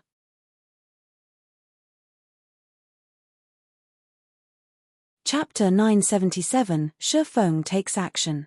Chapter 977, Shafong takes action. Hellscythe _ Fluffy Goblin. Following the Gentle Snow's battle, the players throughout Starmoon Kingdom were in an uproar. Gentle Snow's valiant and heroic bearing captivated many male players, all of which considered applying for Ouroboros to get closer to the Snow Goddess. She won, just like that. Purple Eye was stunned as she watched Gentle Snow's victory on the screen. With only a small difference in attributes, Gentle Snow had actually defeated a Refinement Realm expert. It seems the Blackwater Corporation has greatly embarrassed itself this time. If the news of Blackwater chasing Gentle Snow away in order to annex Ouroboros spreads, it will be very hard for Blackwater to mingle in Starmoon Kingdom. Although Gentle Snow is an enemy, I have to thank her. The strength Gentle Snow had displayed had also surprised Galaxy Past. Things will be more interesting in the kingdom for a time. Ouroboros and the Star Alliance were old rivals. Galaxy Past had initially thought that Cao Chenghua's mutiny would have been the straw that broke the camel's back, allowing the Star Alliance to surpass Ouroboros once and for all. Yet, due to Ouroboros's alliance with Zero Wing, not only did the Star Alliance fail to surpass Ouroboros, but it had also been left in the dust. With the Blackwater Corporation purchasing Ouroboros, he had not expected Gentle Snow to make such a daring play. It might be possible that they would see a new Ouroboros emerge sometime soon. Starmoon Kingdom was more lively than ever. Aside from the Blackwater Corporation, the recently flourishing Heaven's Burial showed faint signs of stealing the position of Starmoon City's #1 guild. If not for the Star Alliance having agreed to the Secret Pavilion's investment, surviving in Starmoon City would have been impossible. Boss Gale, are we going to attack here? A level 39 ranger beside Lethal Gale asked worriedly as he surveyed their surroundings. Even the weakest NPC guards in the Divine Colosseum were level 200, Tier 2 classes, not to mention the roaming Tier 3 NPCs. If they made a move among so many NPC guards, these NPCs would kill them instantly. Although someone had successfully killed one of King's Return's upper echelons in the Divine Colosseum, not just anyone could replicate that. Even now, that person was a legend among players and had the nickname Frost Eye. Quite a few super guilds had attempted to contact this Frost Eye to hire him to assassinate other major powers' upper echelons. God's Domain's super guilds had no lack of experts. Theoretically, they should be capable of dispatching their own men for such assassinations, yet in the end, they wanted to hire Frost Eye. Why? It was precisely because these super guilds weren't capable of doing so, which was why they were willing to pay such a high price. Although they, Blackwater's people, were experts, they could not contend with God's Domain's apex experts. If they attempted to kill another player in the Divine Colosseum, there was over an 80% chance that the guards would kill them before they could finish off Gentle Snow. We can't make a move here. Fortunately, it won't be too late for us to take care of her after they leave the Divine Colosseum. Lethal Gale immediately dismissed the notion of attacking now after noticing the party of guards stationed a short distance away from Gentle Snow. When we strike later, Stone and Tooth, you two coordinate with me to take Gentle Snow down. The rest will hold the NPCs off as long as possible. With Gentle Snow's current state, the three of us should be able to finish her off in 1 or 2 moves. Lethal Gale's party members nodded. They then began to simulate the assassination in their minds. Stone and Shattered Tooth were both level 39 assassins. The assassin class specialized in ambush. If an assassin successfully ambushed a berserker, there was over a 60% chance that said berserker would lose over half of their HP instantly. If 2 assassins worked together, a berserker of the same level would die instantly. With this lineup and a berserker like Lethal Gale acting as a distraction, Gentle Snow's fate was sealed. Furthermore, both Stone and Shattered Tooth were relatively powerful assassins, even in the Blackwater Corporation. Both had already reached the refinement realm. Only, they had slightly fewer achievements than Lethal Gale. They could even defeat Gentle Snow in a one-on-one fight if they had the same weakened attributes that she did right now. Killing Gentle Snow would be child's play if these three worked together. Guild Leader Snow is as amazing as expected. I had not expected you to reveal such a trump card in the end. Lethal Gale has defeated the 354th ranking expert on God's Domain's experts list. With this, your rank will rise significantly, Shifeng praised the woman as he watched the snow goddess approach. Now, he more or less understood why so many experts had suffered defeat against Gentle Snow in the past. Others might not have seen what had happened in that last moment, but he had. In the final moment, Gentle Snow displayed the physical control of a refinement realm expert. Hence, she had managed to control the 6 vicious sword strikes perfectly, finishing Lethal Gale off. Otherwise, with Lethal Gale's skills, he would have been dodged at least half of the strikes. Had that happened, the battle's victor would have been rewritten. Gentle Snow had only joined God's Domain a short time ago. Moreover, she even had to manage the massive guild that was Ouroboros. Yet, without any guidance, Gentle Snow had reached the refinement realm. She was devilishly talented. Shifeng had only reached his current realm after experiencing 10 years of fights in God's Domain and the many miraculous encounters he had chanced upon. Even Violet Cloud, whom he had taught carefully, had only recently reached the refinement realm. Meanwhile, Aqua Rose still had not done so. I was just lucky. Gentle Snow shook her head. There was not a hint of joy on her face. Rather, more worry than before gripped her heart. The Blackwater Corporation had yet to join God's Domain officially, yet it had already dispatched an expert like Lethal Gale to take her out.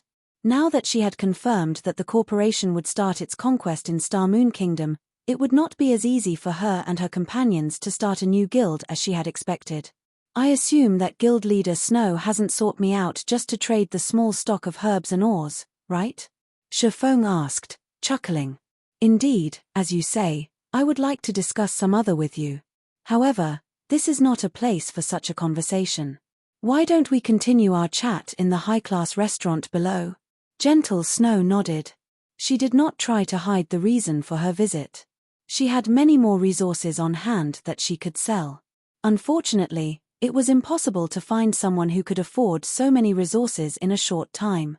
In her opinion, if Shifeng could afford her stock of herbs and ores, he should be able to purchase her other resources as well. Let's go, then. Shifeng agreed with Gentle Snow's sentiment. With so many eyes on them right now, this was an inappropriate place for their chat. Following which, as Shifeng and Gentle Snow left the Divine Colosseum, Lethal Gale's party followed closely behind. Although guards patrolled White River City's streets, the patrols were sparse. Moreover, the city guards were much lower leveled than the Divine Colosseum's guards. Once they found an opportune moment, Lethal Gale's party approached Gentle Snow silently. As for Stone and Shattered Tooth, they had long since gone into stealth. When there were only 30 yards separating Lethal Gale and Gentle Snow, the former used charge. Guild Leader Snow, I am sorry for this, but you must die today. Lethal Gale sneered. He then executed cross-slash against the weakened female berserker. Simultaneously, 2 black figures appeared on either side of Gentle Snow, 4 snow-white daggers thrusting towards the female berserker's blind spots. Gentle Snow's expression darkened. She had not imagined that Lethal Gale would go to such insane lengths. The punishment for attacking another player in the city was no laughing matter. Unfortunately, even though Gentle Snow could see Lethal Gale rapidly approach, she could do nothing about it. In her weakened state, all her attributes had dropped by 80%. Moreover, the debuff lasted 5 hours. With only 20% of her attributes, she could not survive against Lethal Gale. Not to mention, she had just sensed 2 assassin experts. As the great sword and the 4 daggers were about to plunge into Gentle Snow's body, a low voice suddenly entered everyone's ears. The almighty Blackwater Corporation is really a sore loser. Are you in such a hurry to restore your wounded reputation? As his voice faded, 5 streaks of blue light surrounded Gentle Snow. Peng! Peng! Peng! The clang of metal colliding echoed down the street 5 times. Lethal Gale and the 2 assassins were then thrown over 5 yards back. Who are you? You dare to stick your nose in Blackwater's business? Lethal Gale glared at the cloaked swordsman. However, his eyes contained a hint of fear. When experts fought, one clash was enough to gauge the opponent's strength. Lethal Gale could tell that the swordsman was stronger than him. The fact that the swordsman had repelled all 3 of their attacks told him that this man was more than an ordinary expert. Who am I? This is White River City. You dare to make a move in my territory and still ask who I am? Shi Feng sneered as he glanced at Lethal Gale and the 2 assassins. Chuckling, he took off his black cloak. Yi Feng. Gentle Snow was shocked when she saw who had hidden beneath the black cloak. Although the man had felt familiar, that did not help her to identify him. After all, he could be any random person she had met before. Now that she knew her mysterious buyer's identity, her previous questions had been answered. Who could possibly be richer than Zero Wing in Starmoon Kingdom? Your Zero Wings Yi Feng. This is between the Blackwater Corporation and Ouroboros. I advise you to stay out of it. If you don't, you will regret it. Lethal Gale's face twisted into an ugly expression when he heard this man's name. To the Dark Arena's participants, Yi Feng was a familiar name. Even with Stone and Shattered Tooth's help, beating Yi Feng was impossible. He had no choice but to use the Blackwater Corporation as a threat. With this, he might still have a chance to finish off Gentle Snow. You're tuning in to the Celestial War YouTube channel. Don't forget to subscribe and join us on this journey to catch the most captivating stories.